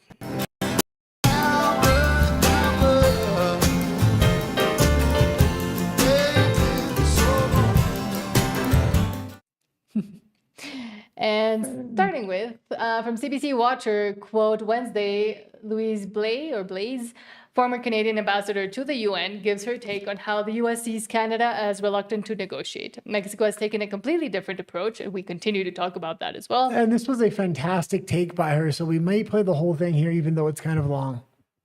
And when it comes to a quote unquote entry fee, I think at this point it's what I'm hearing when I'm in the United States is they want a sense that Canada wants to make a deal. And for right or for wrong, for some reason in the United States, in Washington, D.C., there's a sense that Canada has been slow to come to the table. I think it's unfair, but it is the impression that has been set, and the president is benefiting from that. So I think we have to change our register and really look and say we're ready, just as Mexico is, to talk substantively. From all the conversations you have had, why do you think that is? Why do you think that perception exists with the U.S. counterparts that you're talking to? Well, I think it's the contrast with Mexico that is. Yeah, and there is this contrast, and Sheinbaum has shown with the relationship with Donald Trump that Donald Trump lets her talk shit to her base about him because she's a far left ideologue, but she cooperates behind the scenes militarily and economically, and it's benefiting Mexico immensely. That being said, when Trump increased pressure on Canada did it back, but they did it back in an illegal way, which broke the USMCA agreement at its core. And that was a big problem. And that's why they want to see some kind of a concession now from Canada. Apparent to everyone. They have gone at it. They have taken a completely different approach. They've gone down a list of irritants that they have checked off and dealt with. With the, we're talking about 50 here. It's not just one or two, but anything from security to trade to China. They have sought to prepare the table for the USMCA renewal that would be the best set. So whereas Canada, we are seen to having wanting to keep all of the levers together, not make concessions, and your reporting was talking about that. We did make two important concessions, one of which was countermeasures on something that the U.S. did not apply tariffs on. They never applied tariffs on USMCA compliant goods, but we did for a long time, many months more than they did. So to them, that's not a concession. That's just making things right. I'm not arguing the Americans' point here. I'm just trying to make sure that your viewers understand the mindset of the United States. And the amount of concessions Mexico made in order to get to the table was massive. And every time you hear the Liberals talk about this, they say, well, if we give up this, what are we going to get? It always wants to be a tit for tat. They're going to have to understand you're going to have to give up quite a bit to get a good trade deal that's going to supply the long-term future of your country. If you don't secure that trade deal, Canada's in real trouble, and Trump will hollow out Canada by the end of his term if Carney doesn't come to the table. Tax, that was a concession to kick the conversation again. And so I totally understand and agree with our government's position not to give something else for nothing in return. We have to make sure now that they understand that we are willing to negotiate substantively. There are most of the irritants they have with us now, they've been there forever. They've been there for a very long time, even before Donald Trump. These are things that should not derail an entire relationship. And we need to take them one by one, and we need to bring relief to those sectors affected by the 232 tariffs. Okay, and you can leave it there. And trying to take them one by one isn't the correct strategy. Trump likes to negotiate everything as an absolute whole. That's been his strategy time and time again. This is why there's delays. This is why that conflict of a relationship is there right now. Carney wants to go tit for tat, and it's not going to work that way. But the mainstream media will continue to peddle the propaganda that got Mark Carney elected and the TDS that continues to propel him forward with his elbows up and all his spokespeople as well. Scott Robertson says, Andrew Coyne on negotiating with the U.S., we have divisions in this country, but we're a lot more united on this question than the Americans are. But for the same reason, Ukraine is a lot more united than Russia. We're defending our own turf here under attack. Well, and it's surprising to me because Albertans and Alberta does not have this problem with these relations with the U.S. It's just the rest of Canada. And Saskatchewan as well doesn't have a lot of tension between them and the United States. Saskatchewan and Alberta are the ones that didn't take a lot of the U.S. products off of the shelf as well. But again, a lot more united Canadians are, as the whole province wants to become an independent republic. Okay.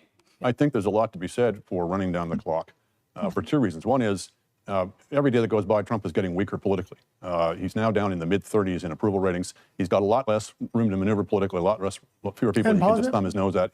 Why is he lying? This is the wrong talking point because, yeah, Trump may be becoming less popular because of what's going on in Iran or here or there, but he doesn't need to be reelected, and that's the thing.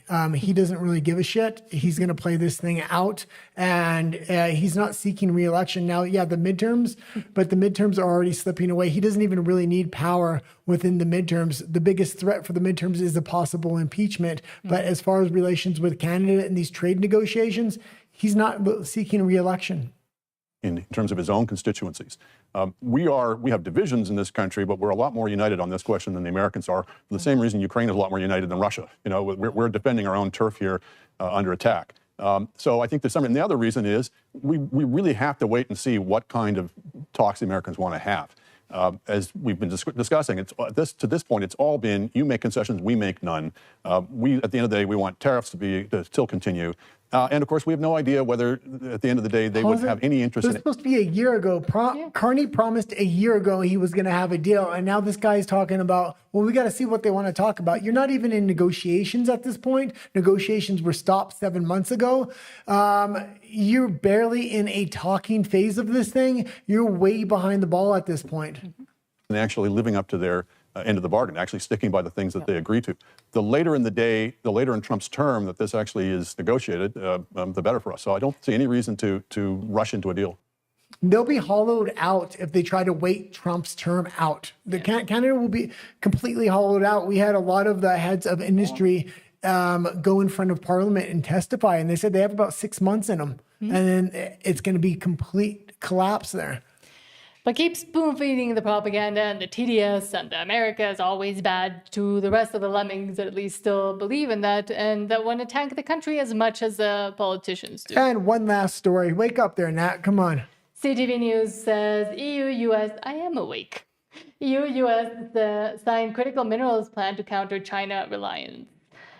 Yeah, and this could have been a EU-Canada deal here for critical minerals. Mark Carney has them. They're just unable to access them because of all the regulations within the mining industry. Because they want clean everything. Yeah. It's impossible to actually be productive if you're looking for clean stuff. Yesterday we played Justin Trudeau coming back into the fray talking about clean Canada oil. doesn't even have a way to really process a lot of their minerals once they get them out of the ground. When I used to work in British Columbia, they would be the raw rock would be shipped across the border to the United States. They would refine everything and send the final material back.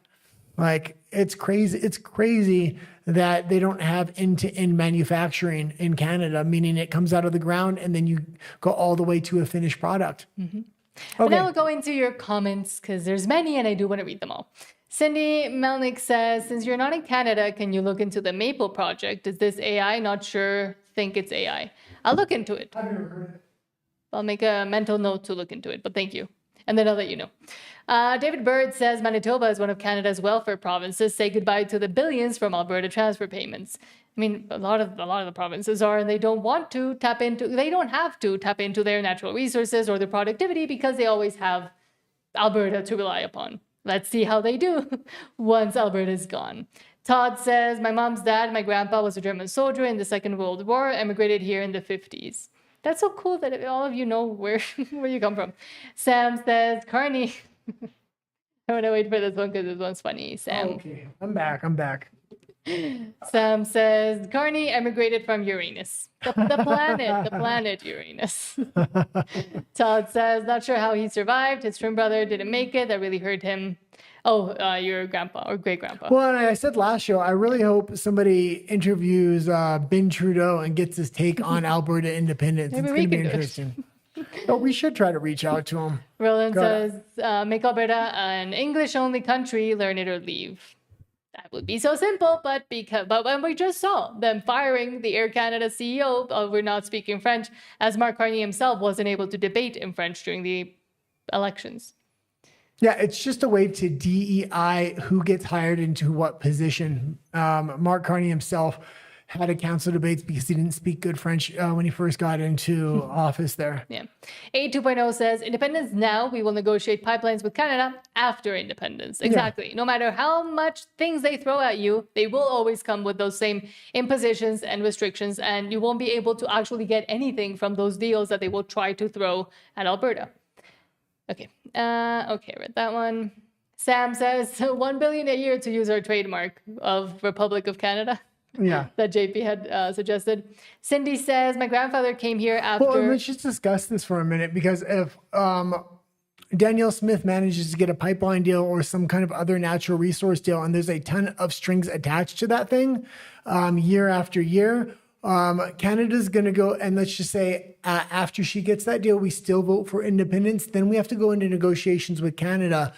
They're going to say they're in good faith negotiations, but they're going to try to say all those strings are going to remain attached to those projects to try to elongate the negotiations until Trump is out of office. We got to make sure that doesn't happen. That's one of the big reasons a lot of people say no pipelines until after the independence vote.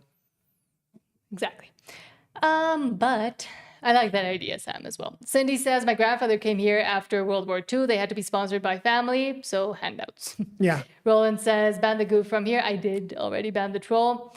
And what someone said, what's worrying is that what's scary is that there's so many of them out in the real world as well.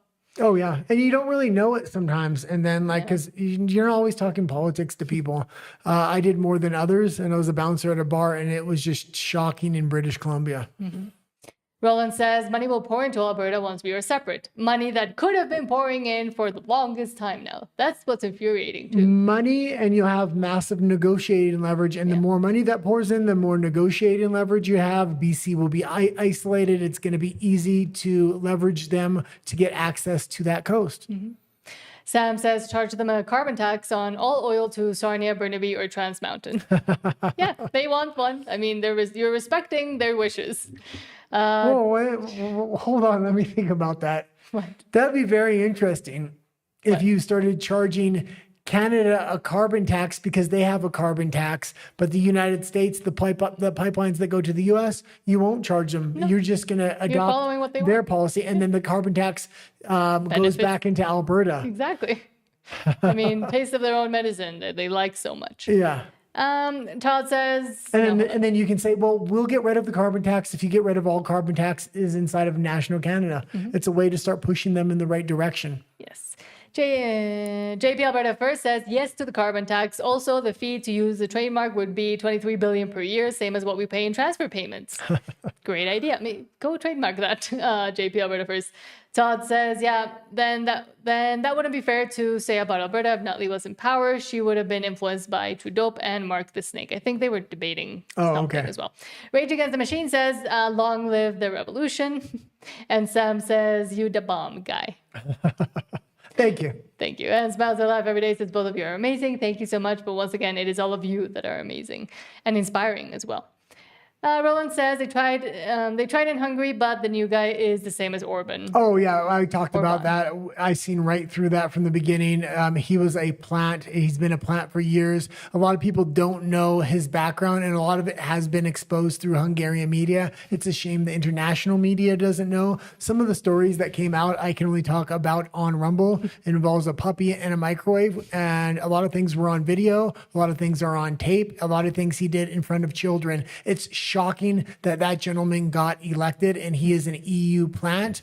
A lot of conservatives within the EU are now realizing the globalists realize liberal ideology is failing in mass over there. So they're trying to put the skin suit on of right-wing populism. And he's the first candidate within that new model. Mm-hmm. It's disgusting, some of the stuff that had previously come out of that gentleman.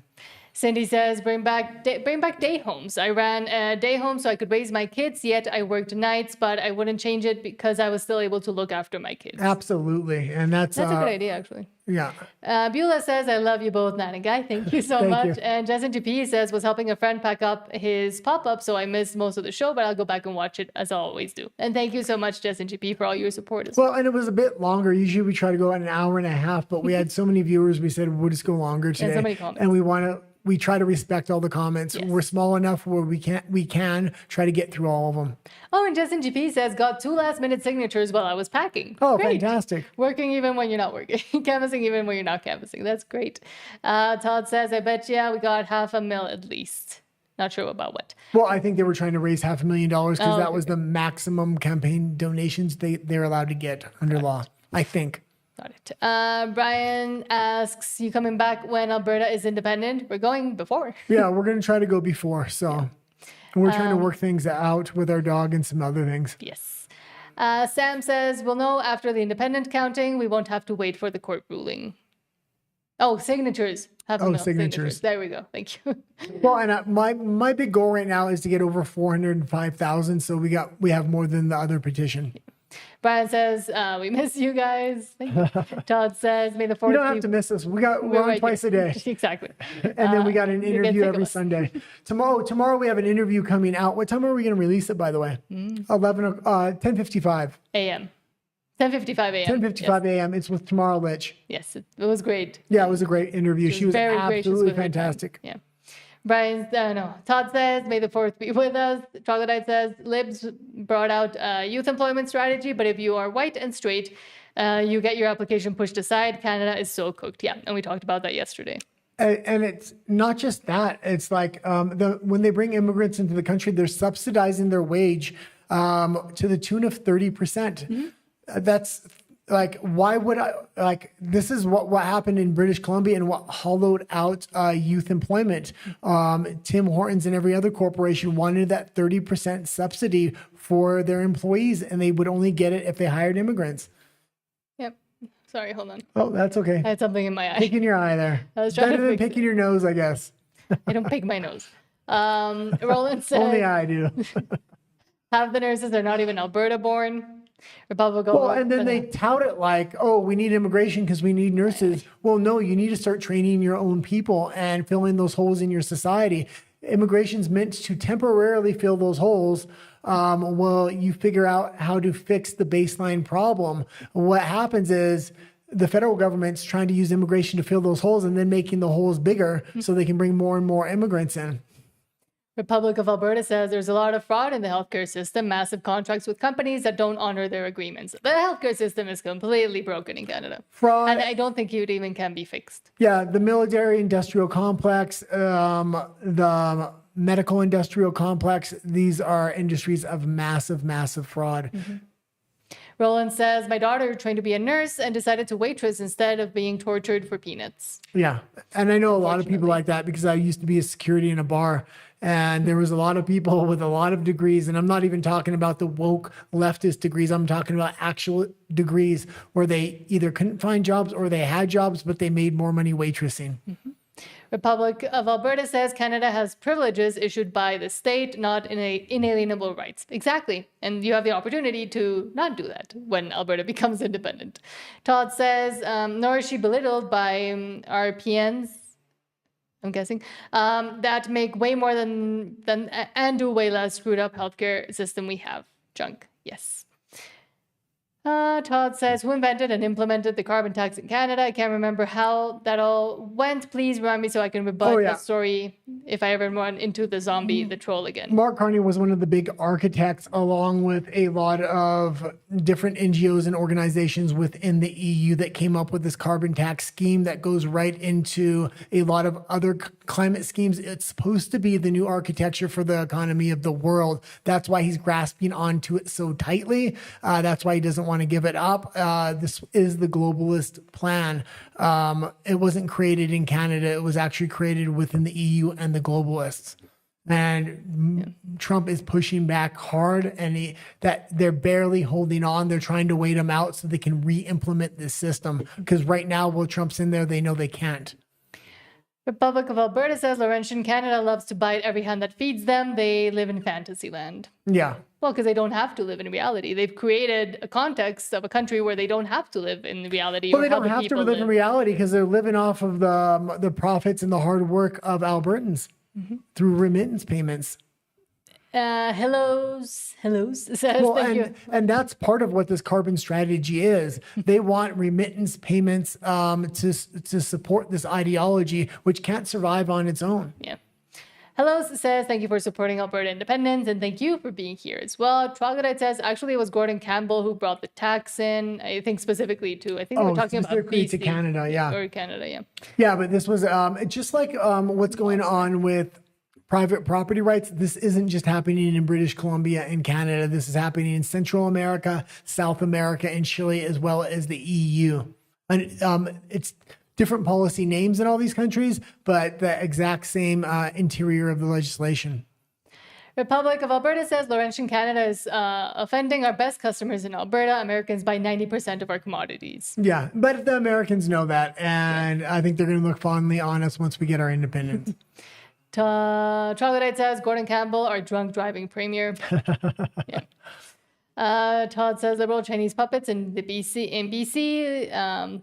But I would also say a lot of legislation is quietly passed and never enacted into the public eye until many years later, and then they try to set a precedent with it, and then they try to expand it. This is what's happening with a lot of these private property actions within British Columbia and a lot of other countries around the world right now. A lot of other countries have adopted DRIPA but haven't tried to implement it. They're looking for the perfect case to set the precedent so nobody notices. Yeah. Troglodyte says there's a mugshot of him in Hawaii smiling after his DUI. I remember that. God. Harmony Hello says merit and competence hiring. It would be so easy if we just went back to that. Yeah. But apparently it's too difficult. Well, we don't want a system that works. No. That has been proven to work for hundreds of years. And to actually help the best get to where they should be. Hold on. Roland says, be great to have a home where one can stay home with kids, one income like it used to be. And that should be the goal. Yes. And the goal, and I've said it in the last show, I know some people disagree with it. I agree with immigration through marriage because it's very successful, especially when you look at the statistics. But the ultimate goal of immigration should be to plug holes economically while you fix the initial problem, whether it's you don't have doctors in that field, so you need to train more doctors that are actual citizens, or whatever the problem is. Immigration is meant to plug those holes so we can fix the problem and ultimately have no or very little immigration. Todd says 500,000 signatures is my guess that we got. We'll know soon enough. Yeah, and everybody seems to think it's right around 500,000. But I have heard Jeff Rath and Keith Wilson said they think it's around 300,000. So we'll see. We'll see. Maybe they're being modest. And I know Keith Wilson's always very modest. So that's what I like about him. Todd says 10:55. I'll be here. Thank you so much. Tomorrow. Roland says BS screwed up by unionizing the farm. I'm guessing BC screwed up by unionizing the farms and everything. Todd says, gotta pick your nose sometimes. I carry a hanky like my grandpa used to. Stuff it back in your back jean pocket. Oh, yeah. I got one right here. I keep next to me. And I don't have nasal issues. Todd says. I got a big nose. Yeah, that's true. Edward, why? Edward says, what is the life expectancy of Sasquatch? Do you know? I don't think that. I think it's forever unless they get in a fight with a werewolf. Great. Harmony says, my first job in Canada was based on merit and competence, and this was in Ottawa. After I left, everything was turned upside down. That happened in about 2 years. Yeah. And that's how quickly they wanted to, and they were able to implement all of this in Canada specifically. Yeah. And Charlie Dufault, hello, says, go sign the petition. Tomorrow is the last day. And again, if for some reason you haven't signed, the website for Stay Free Alberta is down in the description. You can find the locations. And I don't know if they're still doing a canvasser being able to get to you, but we'll see. Troglodyte, hold on. Todd says, I got a big nose too, guy. And Troglodyte says, when I was at university at UBC, they cut back the med school seats drastically back in the 80s, short-sighted idiocy. Yeah. And I mean, or intentional. Who knows? Exactly. And Harmony says, and immigration started to infiltrate then as well. This started for sure with Pierre Trudeau, but possibly Pearson as well. Yeah, a lot of things And happened. it's been under, happening for a long time A now. lot of things happened under Pierre Trudeau. I was watching an interview today about that. Edward asks, are there werewolves in tunnels? In the tunnels? Oh yeah, that's where they live in Inner Earth. But I guess we'll head over to RUMBLE. To RUMBLE, yeah, we got two stories over there. Yes. We're going to finish off. Thanks for everybody sticking with us. I know we went a little longer than usual, but I had a good time, so hopefully you guys did too. Exactly. And when we're heading over to RUMBLE, you can find the username somewhere down there. It's the same one as here, Nan and the Guy. Before you go over to RUMBLE, please don't forget to subscribe if you haven't. And also, we're trying to get to 100 likes per stream because it really helps us out. So like it as well. Yeah, and there's a lot of people over on Rumble right now. So we'll head over there now. There's a 30-second wait screen, and then we'll pop up over there again. Let's get ready